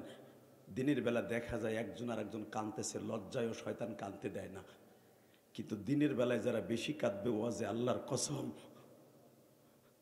দিনের আলোতে যেরকম আপনার চেহারাটা শুদ্ধ দেখা যাইতেছে, চুলের গোড়াটা শুদ্ধ দেখা যাইতেছে, আপনার চোখের পানিটাও আমি ইলিয়াস রহমান জিহাদি দেখতেছি, আমার মালিকও দেখতেছে। যাদের চোখের পানিগুলো নবীর ইশকের কারণে পড়বে, কসম খোদার ওই মানুষটা কোনোদিন জাহান্নামের আগুনে জ্বলবে না। আল্লাহু আকবার জোরে বলতে পারলেন না? এই পাখা আছে কিনা? এই মুসলমান ভাইরা, এদিকে আমার দিক তাকাও যুবক, কোনো দিকে তাকাবা না। ঠিক বেলা 2টার সময় যুদ্ধের মোড় ঘুরে গেল। আমার নবী বর্ণনা করতেছে কাবা ঘরের দরজার সামনে বসে, ওই সন্ন্যার দরজার সামনে বসে, কারণ এই দরজার সামনে আমার নবী হিজরাতের রাত্রে বহুত অনুরোধ করেছিলেন, আমি কাবার দরজাটা একটু খুলে দেন, আমি জীবনের হয়তো শেষ 2 রাকাত নামাজ পড়ে আমি চলে যাব, আর আসবো না, আল্লাহ না চাইলে আমি আর আসবো না। আবার 2 রাকাত নামাজ পড়তে দেন কাবার মধ্যে, বেঈমানরা পড়তে দেয় নাই। আজকে সেই কাবা ওপেন, নবী যা খুশি তাই করতে পারবেন। জোরে জোরে জোরে জোরে জোরে। এই মুসলমানের পোলা 17 বছর শেখ হাসিনার বাপের বিরুদ্ধে, আওয়ামী লীগের বিরুদ্ধে কথা বললে, এই মাদ্রাসার হুজুরেরও চাকরি নাই, আমি জিহাদির ওয়াজ নাই, কথা কর না কেন? আর এখন সেই শেখ হাসিনার বাপের মূর্তির উপরে পোলা চেন খুলে চেনচানায় মুতে, আর এই শেখ হাসিনার বাপের মূর্তির খালি নাকের একটা টোকা দিছিল কুষ্টিয়ায়, তার গোষ্ঠী শুদ্ধ এখনো জেলে, কথা কর না কেন? এবং পাবনার ওসি, পাবনার যে কি জানি ছিল এসপি, ওই যে ফুলনাবাড়ি, সে কি বলছিল, পেয়ারে পাকিস্তান বঙ্গবন্ধুর মূর্তিতে হাত দাস, এত বড় সাহস, কই আজকে চান্দু তুমি, কথা কর না কেন? যে হাত দিয়ে বঙ্গবন্ধুর মূর্তিতে হাত দিছ, ওই হাত ভেঙে দিব, পাও ভেঙে দিব, লাঠি দিয়া পেয়ারে পাকিস্তান পাঠাই দিব, তুমি কো চান্দুর বেড়া চান্দু, কথা কও না কেন? ভালো করে বুঝবেন, যে আল্লাহ দেয় ওই আল্লাহ মাইরে আবার সোজা করে। এই মুসলমানের পোলা, যেই কাবা ঘরে নবীরে ঢুকতে দেয় নাই, আজকে নবী নিজের হাতে তালা খুইলা কাবা ঘরের ভিতরে ওপেনলি নামাজ পড়ে। আল্লাহু আকবার জোরে বললে ইমানের শক্তি বাড়বে যুবক। দে জোরে একটা ডাক দে, আল্লাহকে জোরে একটা ডাক দে। তাহলে যেই আল্লাহ দেয় ওই আল্লাহ নেয়, কথা বাস্তব না অবাস্তব? আজকে সেই কাবার দরজার সামনে কাবা ঘর খুইলা বিশ্বনবী নামাজ পড়ে ওয়াজ করতেছে, তখন হারেস ইবনে হিশাম, যেই হারেস ইবনে হিশাম 24 ঘন্টা আমার নবীর বিরোধিতা করতেন, যেই আবু সুফিয়ান আমার নবীর 24 ঘন্টা যেন কাবায় ঢুকতে না পারে, মোহাম্মদ হজের মৌসুমে, উমরার মৌসুমে, তারপর মৌসুমে সব সময় যেন মোহাম্মদ ঢুকতে না পারে, 24 ঘন্টা লোক ডিউটিতে রাখতো। আজকে হারেস ইবনে হিশাম নবীর সামনে বই ওয়াজ শুনে, লিল্লাহে তাকবীর। তখন হারেস ইবনে হিশাম জিজ্ঞেস করে, ভাতিজা একটা কথা জিজ্ঞেস করি, আমি তো ওহুদে যাই না, আর প্রত্যেকটা যুদ্ধে গেছিলাম ভাইয়ের সাথে, কিন্তু ওহুদের যুদ্ধে আমার কপালটা মনে হয় ভালা, কারণ আমি যাইতে পারি নাই, আমি দেখতে পারি নাই তোমার দাঁত ভাঙা, কিন্তু তোমার দাঁত ভাঙার পর আমি খুশি হয়েছিলাম, আমি খুশি হয়েছিলাম, কিন্তু আমার কপালে যে হেদায়েত হবে আমি তো কল্পনা করি নাই। এই পৃথিবীতে সবচাইতে যদি তোমার কোনো দুশ্মন থেকে থাকে মক্কায়, তার ভিতরে আমি একজন। আমার ভাই আবু জেহেলের মতো আমিও দুশ্মন ছিলাম, কিন্তু আমি জানতাম না হেদায়েতের মালা আমার গলায় পড়বে, মারহাবা বলেন। কিন্তু হেদায়েতের মালা আমার গলায় পড়ার পরে আমি বুঝতে পেরেছি তুমি কি জিনিস। ওয়া ইন্নাকা লাআলা খুলুকিন আযীম।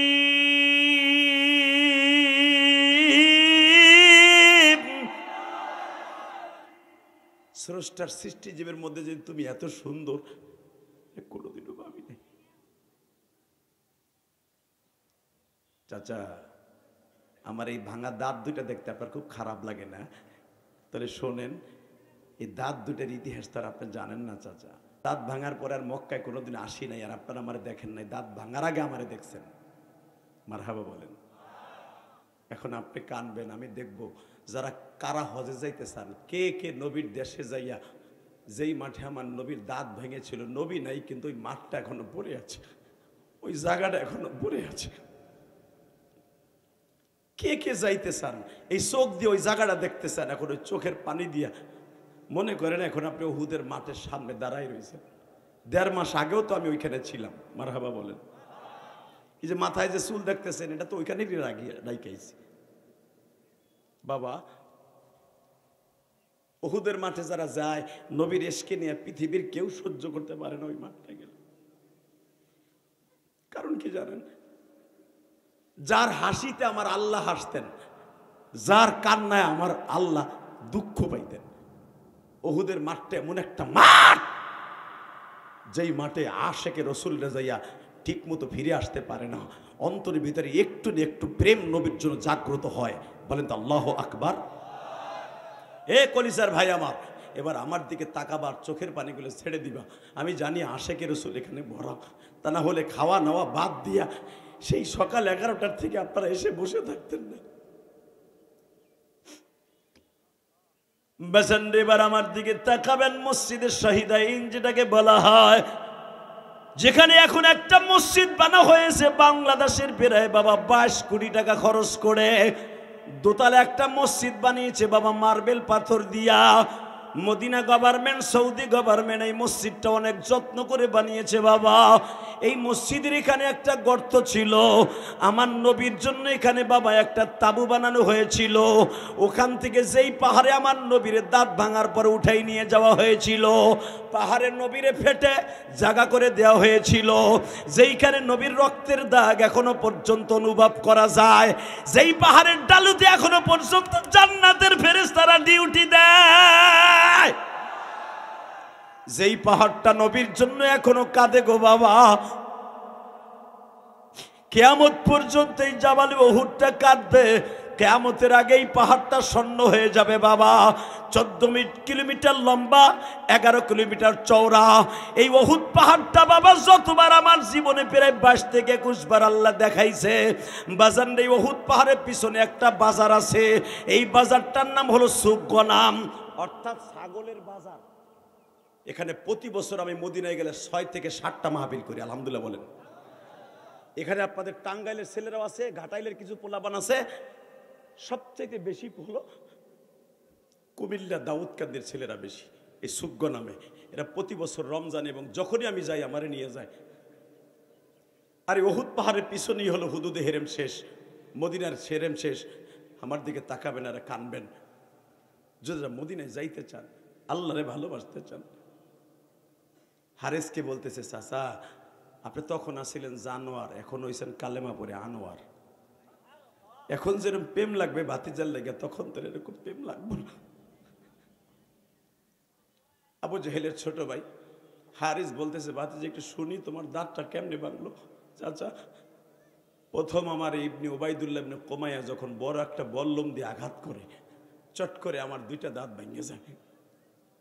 দাঁত ভাঙার সাথে সাথে আমি মুখটা ঘুরাইয়া এইভাবে যখন মুখটা ঘুরে দিছিলাম, বুখারীতে আসছে, পিছনের থেকে ইবনে কোমাইয়া এমন জোরে আমারে লোহার বল্লম দিয়ে বাড়ি দেয়, আমি একেবারেতে গর্তের মধ্যে পড়ে যাই।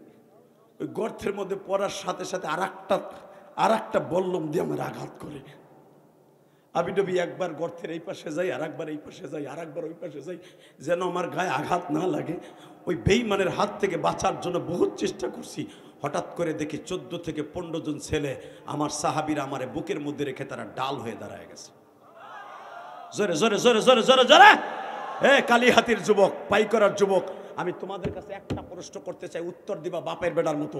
আমার নবী যদি আজকে তোমাদের কালীহাতি পাইকরা কলেজ মাঠে আসতো, এই মাঠে আসতো, কেউ যদি নবীরে পাথর দিয়ে বল্লম দিয়া টেঠা দিয়া যদি আঘাত করতে চাইতো, আমার মনে হয় এখানে 80 বছর যে বয়স আছে তার আগে কেউ লাভ দিয়ে এসে নবীরে বুকের মধ্যে নিতে দেরি করতো না।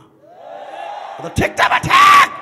যদি নবীর এত ভালোবাসা দেখাইতে পারো, আজকেই পাইকরা মাঠে বসে দিনের বেলা আওয়াজ দিয়ে দেখাইয়া দাও। যদি নবী জীবিত থাকা অবস্থায় এত ভালোবাসা দেখাইতে পারতা, যারা নবীরে গালি দিবে, কাদিয়ানির গোষ্ঠী নবীরে নবী বলে মানে না, ওরা বাংলার জমিনে থাকবে, আমাদের কোনো দুঃখ নাই, মুসলমান নাম নিয়ে থাকতে পারবে না, ওরা বাংলার জমিনে থাকবে, আমরা কোনো দাবি নাই, কিন্তু ওরা মুসলমান নাম নিয়ে থাকবে, এটা সহ্য করব না।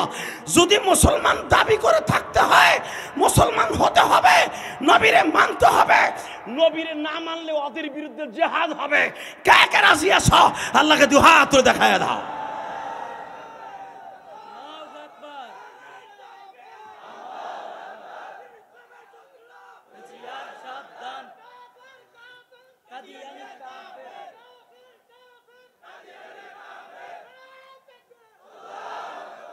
এই মুজাহিদ আর একটা শব্দ অ্যাড করবা, যেটা ফরজ, সেটা হলো বাংলাদেশের সংসদে আইন চাই, আমার নবীর পরে নবী নাই।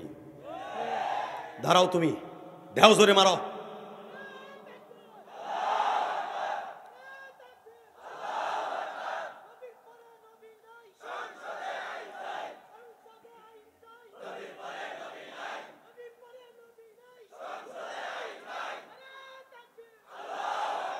আল্লাহ এই কণ্ঠটাকে হাউজে কাউসারের বিনিময়ে তুমি কে খরিদ করে নিবা।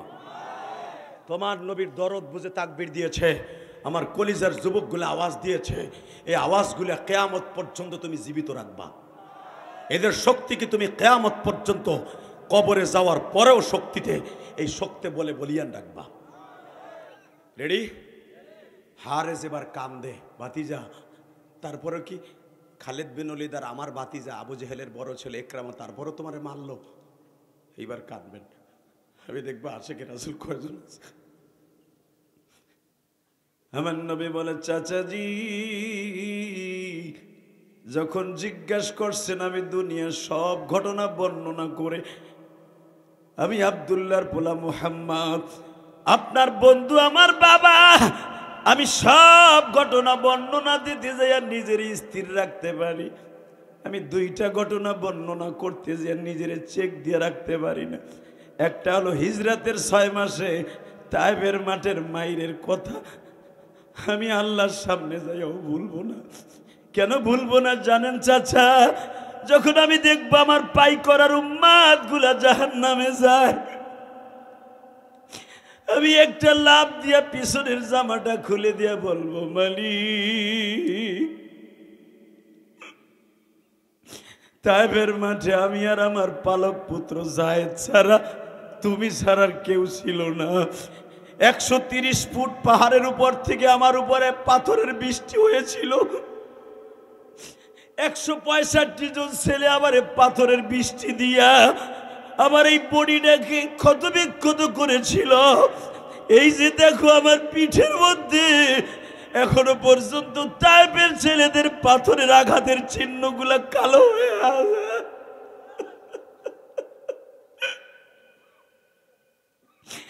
দুনিয়ার সব নবী ইন্তেকালের পরে আসমানে আসিয়া তোমার কুদরতি পানি দিয়ে গোসল করাইয়া তাদের সব দাগগুলা মিটাই দিছো।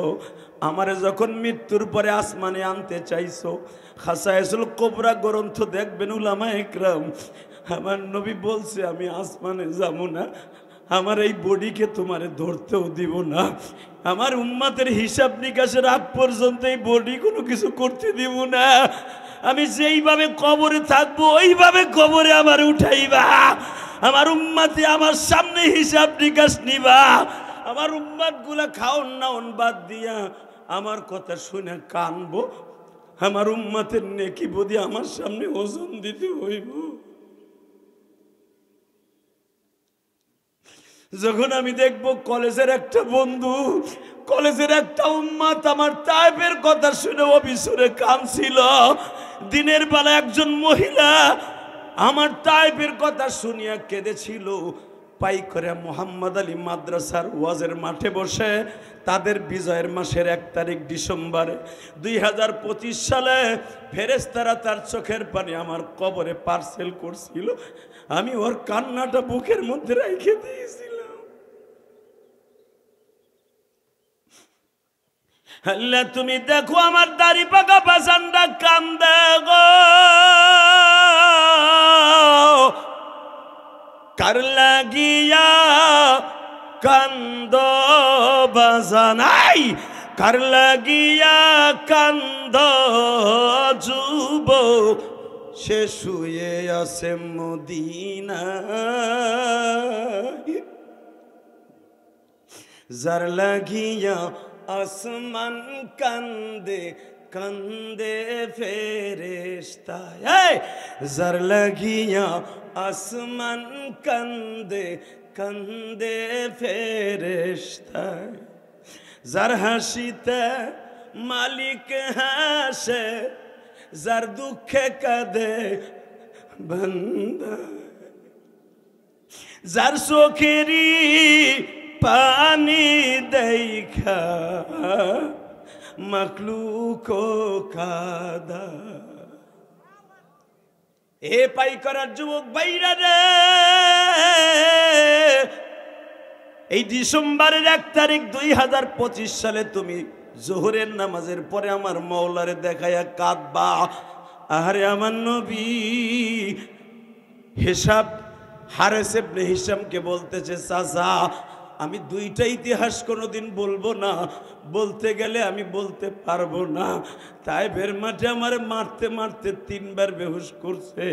3 বারের বার চতুর্থবার যখন হুঁশ ফিরে আসছে, আমি তখন বলতে বাধ্য হয়েছি, তাইফের ছেলেরা আমারে আর মানিস না, আমি আর সহ্য করতে পারি না, আমি আর সহ্য করতে পারি না।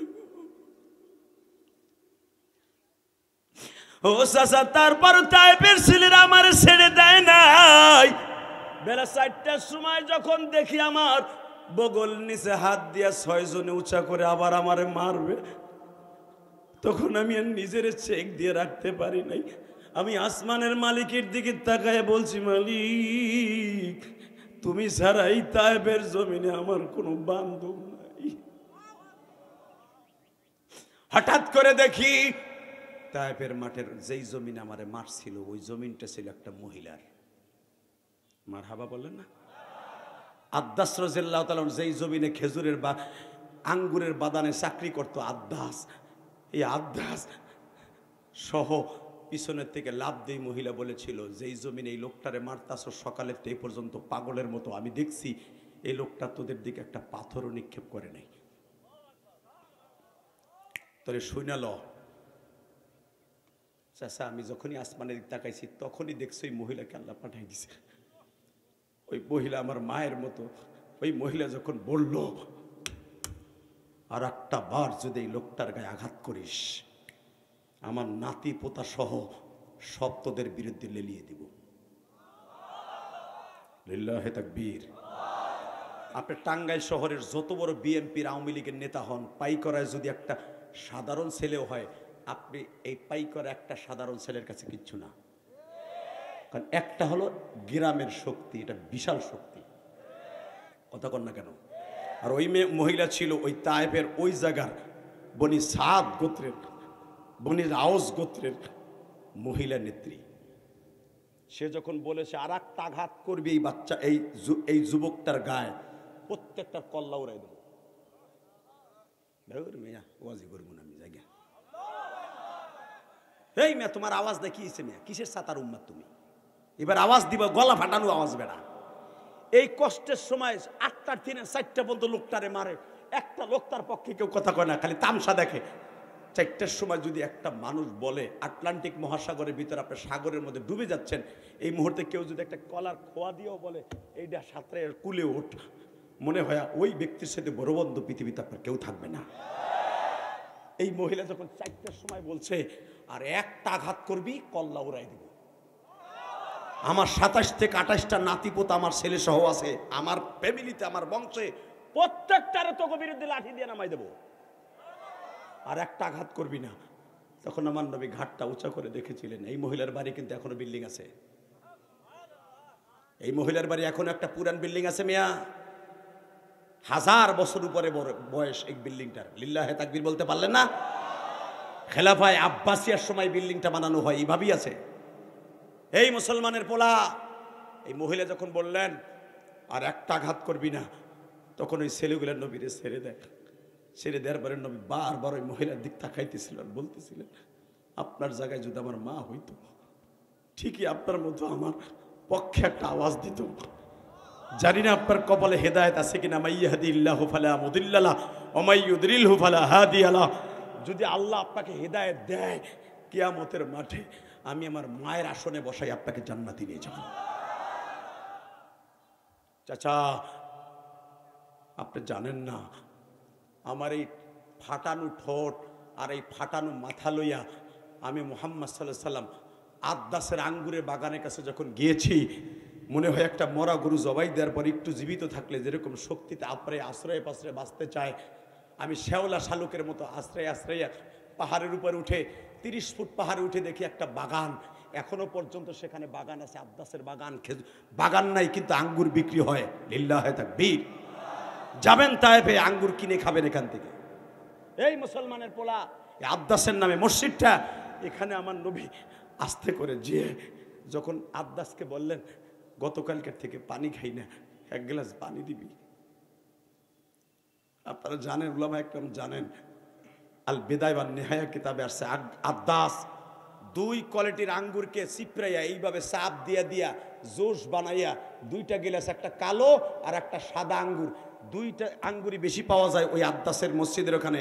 আঙ্গুরগুলারে চিপড়াইয়া এইভাবে 2 গিলাস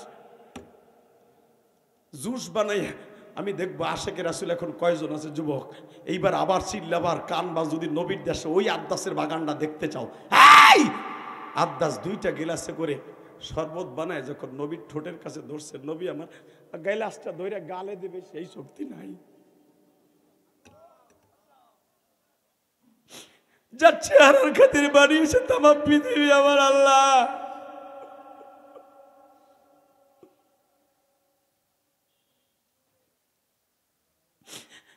যে একবার ইশারা করলে চন্দ্রকে দুখণ্ডিত করে দেয় আমার আল্লাহ, যে আসমানের দিকে তাকাইলে রাতকে দিন করে দেয় আল্লাহ, আবার ইশারা করলে দিনকে রাত করে দেয়।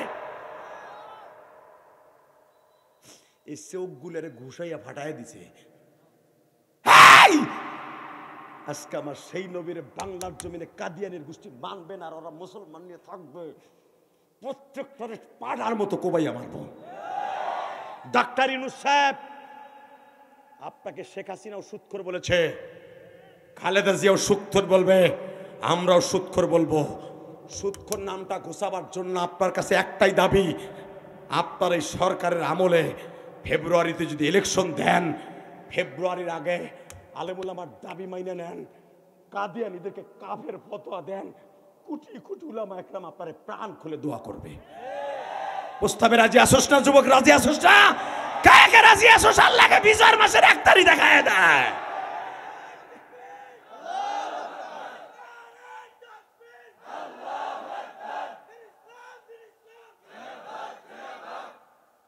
আল্লাহ যুবকগুলোকে আপনি কবুল করেন।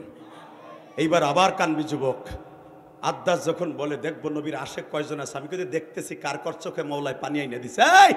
যুবক জীবনে কার লেগে কানবি? বাপ মরছে কান দোষ নাই, মা মরছে কান দোষ নাই, বন্ধু মরছে কান দোষ নাই, শ্বশুর মরছে কান দোষ নাই, আমার নবীর কষ্টের কথা শুনে কান। কসম আল্লাহ, কসম আল্লাহ, তোর এই চোখ 2টা জাহান্নামের আগুনে জ্বলবে না, জ্বলবে না, জ্বলবে না, জ্বলবে না। তোর বডির জন্য জান্নাত ওয়াজিব, জাহান্নাম হারাম।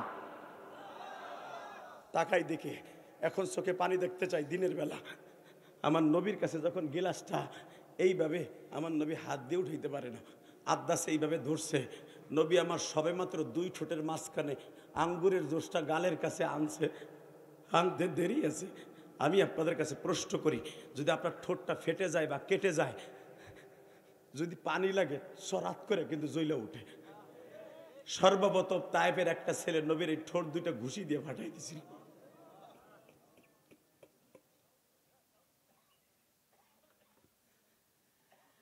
হে তায়েফের যুবকগুলি, আমার এইভাবে মানলি, তবে তোরা যদি আমার এই ঠোঁটটা ফাটাইয়াও ভালো লাগে, তোদের নেতারা খুশি হয়, আমার মওলা বেজার হয় হোক, আমি বুঝবো।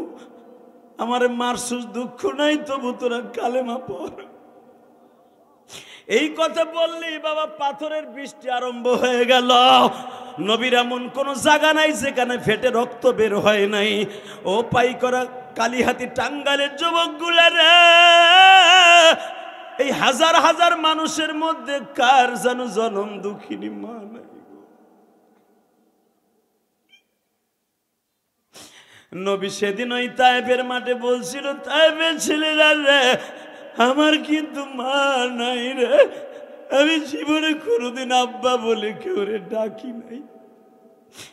আমি মাত্র 23 দিন বয়সে তোমাকে এই তায়েফে হালিমায়ে সাদিয়ার দুধ পান করার জন্য আসছিলাম। এই তায়েফটা আমার মায়ের দেশ, দুধ মা হালিমার দেশ। আমারই তোরা আর মারিস না রে,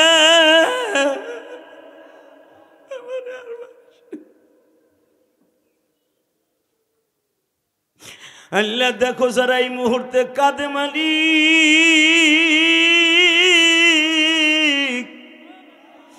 নবী তায়েফের মাঠে মার খাইয়াও মার কথা ভুলে নাই। কোন মহিলার জানু মহিলা প্যান্ডেলে মা নাই রে, কোন মা বোনদের জানু বাবা নাই। বাবা মেয়েটারে বধূর সাজে সাজাইয়া জামাইয়ের হাতে তুলে দিয়া বলছিল, বাবা রে আমার মেয়েটারে তুমি দেইখা রাইখো, আমার মেয়েটা কিন্তু ভালোভাবে কাম কাজ জানে না, আমার আদরের মেয়েটারে তুমি মায়ের দূর করো না। ওই মা আজকে মহিলা প্যান্ডেলে বয়া বয়া কান্দে আর বুঝায়, জিহাদি ভাই আমারও তো আব্বাসকে দুনিয়ায় নাই, আমারও জনম দুঃখিনী মা নাই রে। মালিক এই দিনের বেলা ডিসেম্বরের 1 তারিখ টাঙ্গাইল কালিহাতি পাইকরা মুহাম্মদ আলী মাদ্রাসায় বসিয়া এই দিনের বেলা যারা কান্দে, এদের মধ্যে যাদের মা নাই বাবা নাই, আমার নবীর তো মা নাই রে। তায়েফের মাঠে যখন মায়ের খায় বাবা, আদ্দাস যখন আঙ্গুরের জুসটারে নবীর ঠোঁটের কাছে শোয়াইছে বাবা, নবী আমার লাভ দিয়ে কয়, আদ্দাস রে আমার কপালে আঙ্গুরের জুস নাই। যেই মানুষটার সিগনেচার ছাড়া কোনো নবী হাউজে কাউসার খেতে পারবে না, যেই নবীর সিগনেচার ছাড়া কোনো উম্মাত জান্নাতে যেতে পারবে না, আজকে সেই নবী পানি খাইতে যাইও খাইতে পারলে না। যন্ত্রণায় নবীর ঠোঁট দুইটা মরিচের মতো জ্বলতেছে। আস্তে রেখে দিয়ে বলে, আদ্দাস রে আমি একটু তোমার তাঁবুর মধ্যে একটু শুয়ে থাকি, আমি দেখবো নবীর আশেক কয়জন আছে। আদ্দাস রাং তাঁবুর মধ্যে যখন নবী ঢুকলেন, তায়েফের ছেলেগুলো আবার তালাশ করতেছে, নবীরে মারবে। এই আমার নবী আবু জেহেলের ছোট ভাই হারেসকে বলতেছে, চাচা, হারেস ইবনে হিশামকে বলে, চাচা আমারে তারা পায় নাই, কারণ আমার আল্লাহ পাহাড়ের ঢালুতে নিয়ে পাহাড়টাকে তুলার মতো নরম করে দিয়েছে। আল্লাহু আকবার জোরে বলতে হবে, আল্লাহু আকবার জোরে বলতে হবে। বেলা 4:30টার সময় যখন জিবরাইল আসছে, তার দল বলল আমার সাহায্য করতে, আমি দেখি হাজার হাজার ফেরেশতা আমার সামনে। জিবরাইল যখন বলল, নবী আপনার কি উপকারে আসতে পারি, তখন আমি হাত উঁচা করে বলছিলাম, তোমার কিচ্ছু করতে হবে না, মালিক আমার মায়ের খাওয়ার দৃশ্য দেখে মনে হয় তার ভাল লাগতেছে, এর লেগে আমার মায়ের খাওয়াইছে, তুমি আমার কি করবা, তুমি করার কিচ্ছু না। মালিক যদি আরো মায়ের খাওয়াই আমার উম্মতরে মাফ করায় দেয়, আমি রাজি আছি। এইবার চিল্লাবেন আর কানবেন। জিব্রাইল 1,24,000 পয়গম্বর কারো মায়ের দেখে কাঁদে নাই। জিব্রাইল কোন নবীকে জবাই দিয়েছে, জিব্রাইল এত দ্রুত কোনোদিন আসমান থেকে জমিনে আসে নাই। জিব্রাইলকে যখন 4টার সময় আল্লাহ অর্ডার দিছে, আমার নবীর কাছে যা, নবী কি চাই দেখ। জিব্রাইল বলে, হুজুর আমি এত দ্রুত আসছি আল্লাহর অর্ডার পাইয়া, কারণ আমি আল্লাহর অর্ডার ছাড়া তো আপনার কাছে আসতে পারি না, আমি অত দ্রুত আসছি। দ্রুত আসছো, বেলা 8টার সময় যখন আমার মারে, তখন আসতে পারো নাই। নবী আমি আল্লাহর পাও ধরে সারা দিন কাঁদছি, আল্লাহ একবার অর্ডার দাও। এই মানুষটা মাত্র 6 বছর বয়সে মা হারাইছে, জীবনে বাপ বলে কাউরে ডাকে নাই। আমি জিব্রাইল নিজে ওহী নিয়ে যাইয়া বলছি, ওয়া ইন্নাকা লাআলা খুলুকিন আযীম। এই লোকটার কাছে ওহী নিয়ে যাইয়া বলছি, লাকাদ কানা লাকুম ফি রাসূলিল্লাহি উসওয়াতুন হাসানা। এই লোকটারে এত সুন্দর ভালো ভালো কথা শুনাইছি, ওই লোকটারে মারে আমি কিছু করতে পারতাছি না। হালাকে এই লোকটার বিবি যে মক্কায় তারে দেখে রাখতো, খাদিজা 1 মাস আগে মারা গেছে। কত বিক্ষত বডিটা বিবির সঙ্গে। তার 8 দিন পরে তার চাচাটা মারা গেছে আবু তালেব। এই 2টা লোকদের শোক সামলাইতে আসার জন্য এই তায়েফে আসছিল লোকটা সুস্থির নিঃশ্বাস ছাড়ার জন্য।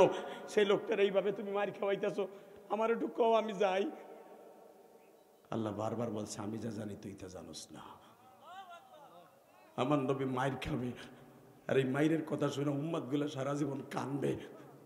আর যারাই কানবে তাদের জন্য জান্নাত আমি দলিল করব, তাদের জন্য জান্নাত দলিল করব, জান্নাত দলিল করব যুবক, তাদের জন্য জান্নাত দলিল করব।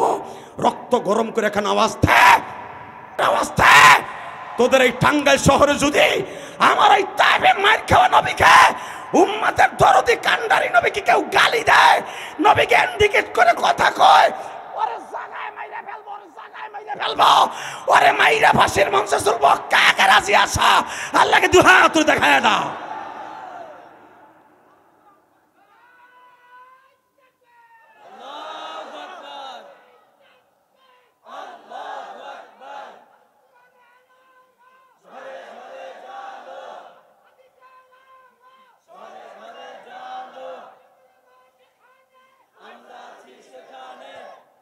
মারহাবা বলেন। আল্লাহ দেখো অধিকাংশ আলেমুল আমার চোখে পানি, কলেজের যুবকের চোখে পানি, অটোরিকশা চালানোওয়ালার চোখে পানি, দাড়িতে মিন্দিল লাগানোর চোখে পানি। তোমার নবীর দেশটা যারা হজ করতে যে দেখছে তাদের চোখে পানি। কারণ নবীর দেশ যারা দেখছে তারা তোমার নবীর জীবনে ভুলতে পারবে না। ওই দেশটা যে কত রহমতের দেশ জীবনে ভুলতে পারবে না। সভাপতি সাহেব এই যে যাইছে না, হ্যাঁ সভাপতি সাহেব না, খুব ভালো মানুষ। হ্যাঁ সভাপতি সাহেব কতবার দেখছে এই দেশটা, মনে রেখো। এই দেশে যারা একবার যায় পৃথিবীর অনেক কিছু বলা যায়, আবার নবীরে বলা যায় না। মৃত্যুর আগ পর্যন্ত একটা হাসি তার বুকের মধ্যে নবীর দেশের স্মৃতি থাকে। 40 দিন পর্যন্ত কেন হাসির দোয়া কবুল হয়?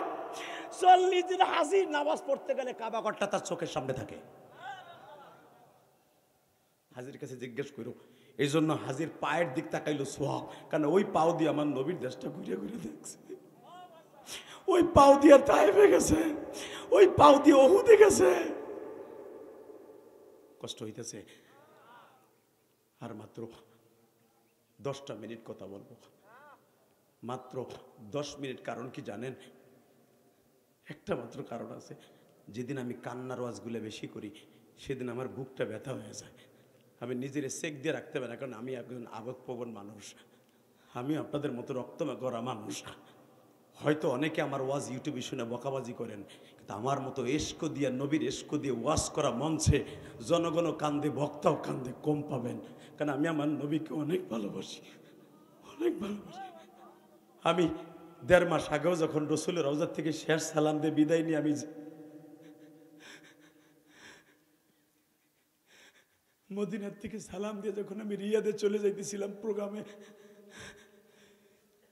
রিয়াদে 1 সপ্তাহ থেকে সের থেকে মক্কায় আইসা উমরা করে এই চুল লয়ে বাংলাদেশে আইছি। আমি রিয়াদ যাওয়ার সময় বলছিলাম, ইয়া রাসূলুল্লাহ আমি চলে যাইতেছি।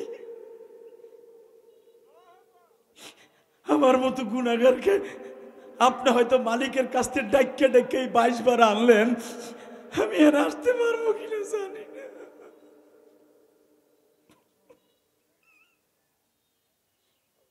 এই কথাটা শুধু আমি বলি না, প্রত্যেকটা হাজি বিদায় সালামের সময় বলে। জিজ্ঞেস করবেন রসুলের রওজার পাশ দিয়ে যখন গাড়িটা ঘুরে আখিরে সালাম দেয়ার বলে, নবী গো যাইতেছি যাইতেছি, আপনি আল্লাহকে বললেন আমি যেন আবার আসতে পারি, আমি যেন আবার আসতে পারি। হাজিরে জিজ্ঞেস করে দেখেন, হাজি কিচ্ছু চায় না, বাড়ি গাড়ি ধন সম্পদ কিচ্ছু চায় না, শুধু চাই নবী আর একবার আসতে চাই, নবী আর একবার আসতে চাই। আল্লাহু আকবার জোরে বলতে পারল না, আর একবার আসতে চাই না। যখন কাইন্দা কাইন্দা হাজি কয়, আল্লাহ পাকের দপ্তরে নবী আমার একটা দরখাস্ত সাবমিট করে দেয়। যেই হাজি বেশি কানবে বিদায় সালামের সময়, ওই আবার যেতে পারবে। মনে রাখবেন। কষ্ট হইতেছে, আমার বুকটা ব্যথা করতেছে। 1:30টায় বয়ান শুরু করছি, 3টা বেজে যাবে। শুধু আপনাকে 2টা পাও ধরে বলছি, শুধু 2টা মিনিট আমার দিক তাকায় চোখের পানি ফেলাই ফেলাই কাঁদবেন। আমার এই কান্নাগুলো অভিনয় না, আল্লাহর কসম, আল্লাহর কসম। নায়ক নায়িকারা অভিনয় করে, টাইগার বাম দিয়ে লোশন দিয়ে পানি বাইর করে। কোন উলামা একরাম নবীর এশক দিয়ে বয়ান করতে যে কেউ অভিনয় করে চোখের পানি ফেলায় না। মা বাবার ওয়াজ করতে যে কেউ অভিনয় করে চোখের পানি ফেলায় না। এই পানিটা ডাইরেক্ট অন্তর থেকে আসে। আর এই পানিটা এমন একটা জিনিস, আপনি বিশ্বাস করেন বাংলাদেশে যত বড় বড় বক্তা আছে, সবচাইতে এলেমবিহীন আমলবিহীন যদি কোনো বক্তা থাকে, আমি গুনাহগার হলাম তাদের মধ্যে একজন। আমার মতো গুনাহগার কেউ নাই। আমি একটা 12 বছর বয়সে মা হারা ইলিয়াস, জীবনে মায়ের আদর কি আমি জিহাদি পাই নাই।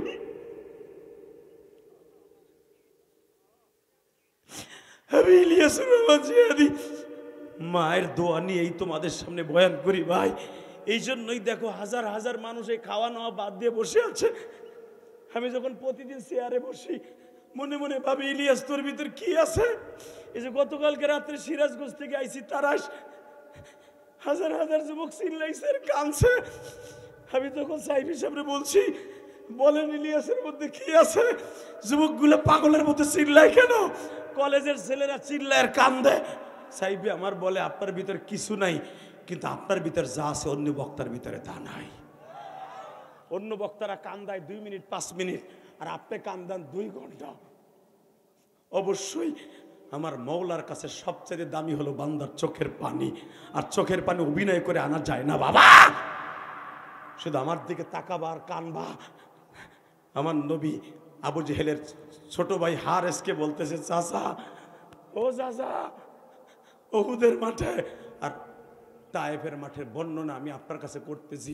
হারেস কানতে কানতে কানতে, আপনারা যেরকম কান্তাছেন, আবু জেহেলের ছোট ভাই হারেসও কান্তাছে। লাস্টের কান্দাডুক পাগলের মতো কান্নায় দেখাবেন আমার নবীর একবার স্বপ্নে দেখার জন্য। নবীর যুবক কেউ যদি দেখতে চায় স্বপ্নে, সে যেন নবীর কথা শুনে যেন অজরে কানতে থাকে। যেই চোখ দিয়ে নবীর কথা শুনে কানবা, ওই চোখ দিয়ে নবীরে দেখতে পারবা। লিল্লাহি তাকবীর। এবার কান্না রেডি করো। হারিসকে আমার নবী বলতেছে, আবু জেহেলের ছোট ভাই, চাচা জিবরাইল যখন আসছে বেলা 4টার সময়, ঠিক এই টাইমে এসে বলতেছে, নবী আমি কি করতে পারি? আমি বলছিলাম আপনার কিচ্ছু করতে হবে না, শুধু আমার এই রক্ত মাখা বডিটা, শরীরের রক্ত পড়তে পড়তে আমার চামড়ার মোজাটা শুদ্ধা, চামড়ার জুতার শুদ্ধা সিমেন্টের মতো লেগে গেছে পার সাথে। জিবরাইল তুমি যদি কাজ করতেই চাও তাহলে একটা কাজ করো, কি? আমার পুরো বডিটা ভিডিও করো ফিল্ম আকারে। কেন? আল্লাহরে জিগাইও কিল্লে কইছে, আল্লাহ তোমার অন্তর্জামী, আল্লাহ আলিমুম বিজাতিস সুদূর। ওনারে জিগাই বা কিল্লিকে ভিডিও করতে গেলে, জিবরাইল ভিডিও এই জন্য করবি, 8টার সময় আসস নয়, 4টার সময় আইছস। এখন যেই পাথরের উপরে আমি বইছি, ওই পাহাড়টা এখনো আছে। মুসলমানের পোলা 750 ফুট উঁচা এই পাহাড়টা এখনো দাঁড়ায় আছে। ওই পাথর পাহাড়ে কথা বলে, এখনো কথা বলে, এখনো কথা বলে। যাদের কান আছে তারা শুনতে পারে, ওই পাথরের কান না। ইমাম গাজালি যতবার ওই পাহাড়ের কাছে গেছে ততবার কানছে। ওয়াইস কুরুনি যতবার নবীর ওই পাহাড়ের কাছে গেছে, নবীর জন্য পাহাড় কান্দে, ওয়াইস কুরুনি শুনছে। আর ওয়াইস কুরুনি পাগলের মতো পুরো তায়েব বের দৌড়েছে। এবার তুমিও কানবা। চরমনার মাঠে 2 দিন আগে ব্যাটারি চার্জ দিয়েছো না?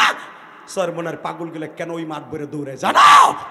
এরা যখন মওলার ইশকের আগুন কলিজায় লাগে, নবীর ইশকের আগুন কলিজায় লাগে, এই পাগলটারে কেউ ধরে রাখতে পারে না। চরমনাইরে বন্ধ কইও না বেটা, এগুলো বন্ধ না, এগুলো আশিকে রাসূল, আশিক ইল্লাল্লাহ, আল্লাহু আকবার জোরে বলতে হবে। তাকাও এই দিকে তাকাবার কানবা। জিবরাইল আমারে যেই পাথরগুলা দিয়া এই বডিটারে ক্ষত বিক্ষত করলো, আজকে বসার পাথরটা ইনজুরি হওয়ার পরে, অসুস্থ হওয়ার পরে পাথর নরম করলা, আর যেই পাথরগুলো আমার গায়ে লাগাইলো ওই পাথরগুলো নরম করতে পারলি না, তো তোর আমার বডিটা ছিদ্র হইতো না। পিরিত দেখাইতেছ তোমার মালিককে কইও, যেই পাথরগুলা দিয়ে আমার বডিটা ছিদ্র করছে ওই পাথরগুলো আমি রেখে দিছি। কিয়ামতের মাঠে এই পাথরে ভিডিও করে নিয়ে যাবা। আমার পাই করার উম্মাদ গুলো যখন আমার এই পাথরের কথা শুনে কানবে, আমার এই উম্মাদের টান দিয়ে আমি জান্নাতের গাড়িতে উঠাবো, আমার জান্নাতের গাড়িতে উঠাবো, আমার জান্নাতের গাড়িতে উঠাবো। আর তায়েফের বর্ণনা শুনে যারা চিল্লাবে আর তাকবীর দিবে, কাদিয়ানীদের কাফের ফতোয়ার দাবিতে আলেম ওলামার ডাকে সাড়া দিয়া পাই করার থেকে টাঙ্গাইল যাবে, ঢাকা যাবে, আমি নবী তাদের সুপারিশ করব। দীপ্ত কণ্ঠে আওয়াজ দাও, জীবনের বিনিময় হলো নবীর দুশমন যারা আছে কাদিয়ানীদের বিরুদ্ধে ও মুসলমান দাবিতে কে কে বাড়ি ছাড়তে, গাড়ি ছাড়তে, জীবন দিতে রাজি কে কে আসো? গলা ফাটাই আল্লাহকে জোরে একটা তাকবীর ধরি দিয়ে উলামায়ে কেরাম দেখায় দাও।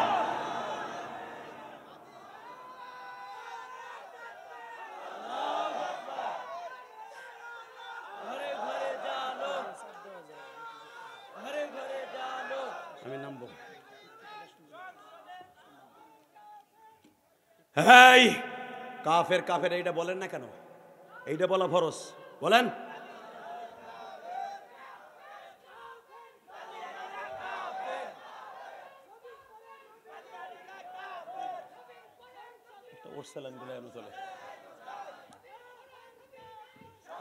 ইনশাল্লাহ যদি এই সরকার কাদিয়ানীদের কাফের ফতোয়া না দেয়, ক্ষমতায় দরকার হয় জোর করে বসবো। অন্তত 30 জন আলেমকে যেমনে পারি সংসদে নেব। এরপরে মামুনুল হকের মতো আর ফয়জুল করিমের মতো দুইটা বাঘ গেলি হইছে। এরপরে চান্দুগুলা কেমনে পিড়াইতে হয়, আশেকে রাসূল আর কলেজের যুবকদেরকে নিয়ে আদায় করব। কাদিয়ানীরা মসজিদ বানাইতেছে, শুনছো? ফেসবুকে দেখছো আজকে মসজিদ বানাইতেছে ওরা পঞ্চগড়ে, ঢাকায় নারায়ণগঞ্জে মসজিদ বানাইতেছে। কত বড় সাহস! পাকিস্তান থেকে সৌদি আরব থেকে মেহমান এনে ইউনূস সরকারে কান পর্যন্ত দাওয়াত দিলাম, এরপরে মসজিদ উদ্বোধন করছে গতকালকে তারা। জীবনের বিনিময়ে আওয়াজ দাও যারা বাউল ফাউলের পক্ষে, কাদিয়ানীদের পক্ষে কথা বলবা, কপাল ভালো হবে না। রাজি আছেন না নাই? রাজি আছেন না নাই? ইনশাল্লাহ বলেন। 30টা সেকেন্ডে দীপ্ত কণ্ঠ আওয়াজ দিয়ে বলবেন, আমার মতো যাদের এই মাহফিলে মা নাই, বাবা নাই, যাদের চোখ দিয়ে অঝরে পানি পড়ছে, আমার মনে হয় একটা লোকও নাই অন্তত নবীর কষ্টে কষ্ট না পাইয়া কাঁদে নাই এমন একটা লোক নাই।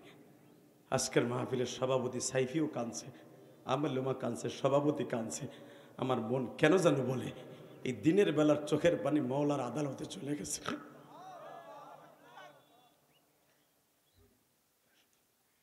জিব্রাইল, আমার এই অসুস্থ শরীরটা কিয়ামতের মাঠে বিশাল বড় স্ক্রিনে পাইকরার উম্মাদগুলো দেখাবা, সারা দুনিয়ার আশিকে রাসূলদেরকে দেখাবা, তারা দেখবে আর বুঝবে যে আমারে কি পরিমাণ মারছিল।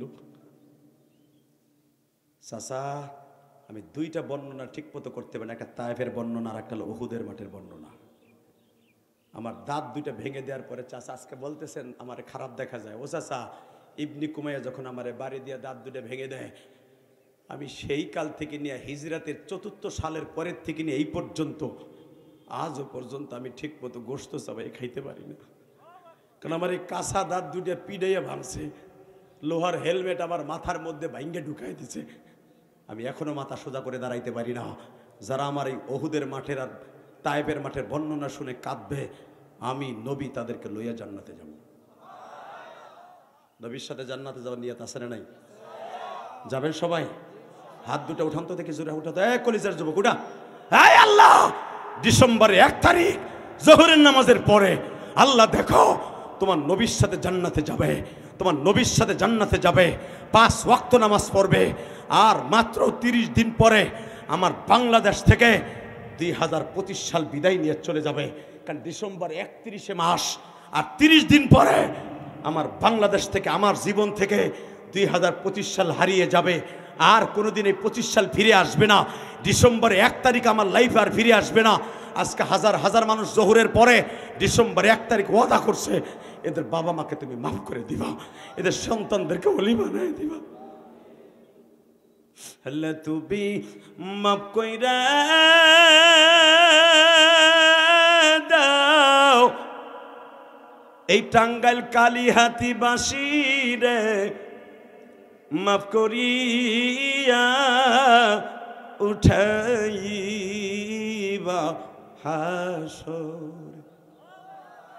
বাবা আমার দিক তাকাবেন, কোন দিক গাঢ়টা ঘুরাবেন না। আমি আপনার মতো মাহারা, আমি আপনার মতো গুনাহগার। এই ময়দানে আমার মতো গুনাহগার কেউ নাই, সবাই নেককার, আমি গুনাহগার। আমি গুনাহগারের কথা শুনে আল্লাহর হুকুমে কাঁদছেন। আজকের চোখের পানি মওলাই ফিরাই দিবে না। আমার মতো যাদের মা হারায় ফেলছেন কবরে, বাপ কবরে, একদিন আপনিও কবরে চলে যাবেন, আপনার ছেলে মেয়েরাও বলবে আমি এতিম। 30টা সেকেন্ড এমন এতিম বাবা আছেন, আমারে বলা হয়েছে এই মাদ্রাসা এতিমখানার জন্য। বিশ্বাস করেন বাংলাদেশে বহুত মাদ্রাসা দেখছি, এই পাইকরা যদি অজপাড়া গায়, 3টা থানার মাঝখানে, ভাষাইল, কালিহাতি,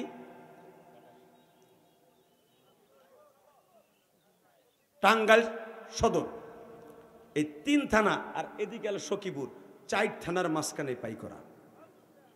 কথা কন না কেন? এই পাইকরা পাই পাই হাঁটি হাঁটি পাই পাই করতে করতে আজকে এত সুন্দর মাদ্রাসা। আলহামদুলিল্লাহ বলতে পারলেন না? নামও পাই, উঠছেও পাই পাই হাঁটি হাঁটি করে। 30টা সেকেন্ড আল্লাহর কোনো বান্দা আছেন কি এই পাই পাই করে হাঁটি হেঁটে এই জান্নাতি মাদ্রাসাটার জন্য? যুবক ভাই তোর পাও ধরছি, ব ওইখানেই বয়ে পড়, প্যান্টে ধুলা ভরা, তুই জান্নাতে যাবি, ব। তুই তোর বৌরি যে কোষ না তোর ডার্লিংকে যে কোষ ওয়াজে যে ধুলা বড়াইছি ফাঁসা দেখলে দেখ নাহলে যা লিল্লাহে তাকবীর। এই যে তালবেল তোমরা বসো। আমার কলেজের বন্ধুরা প্যান্ট চায়না প্যান্ট পরছে ওপরে বসতে পারে না, চাপ দিয়ে বসতে গেলে ফেরাত করে বাইরে যাবো মোতার জায়গা।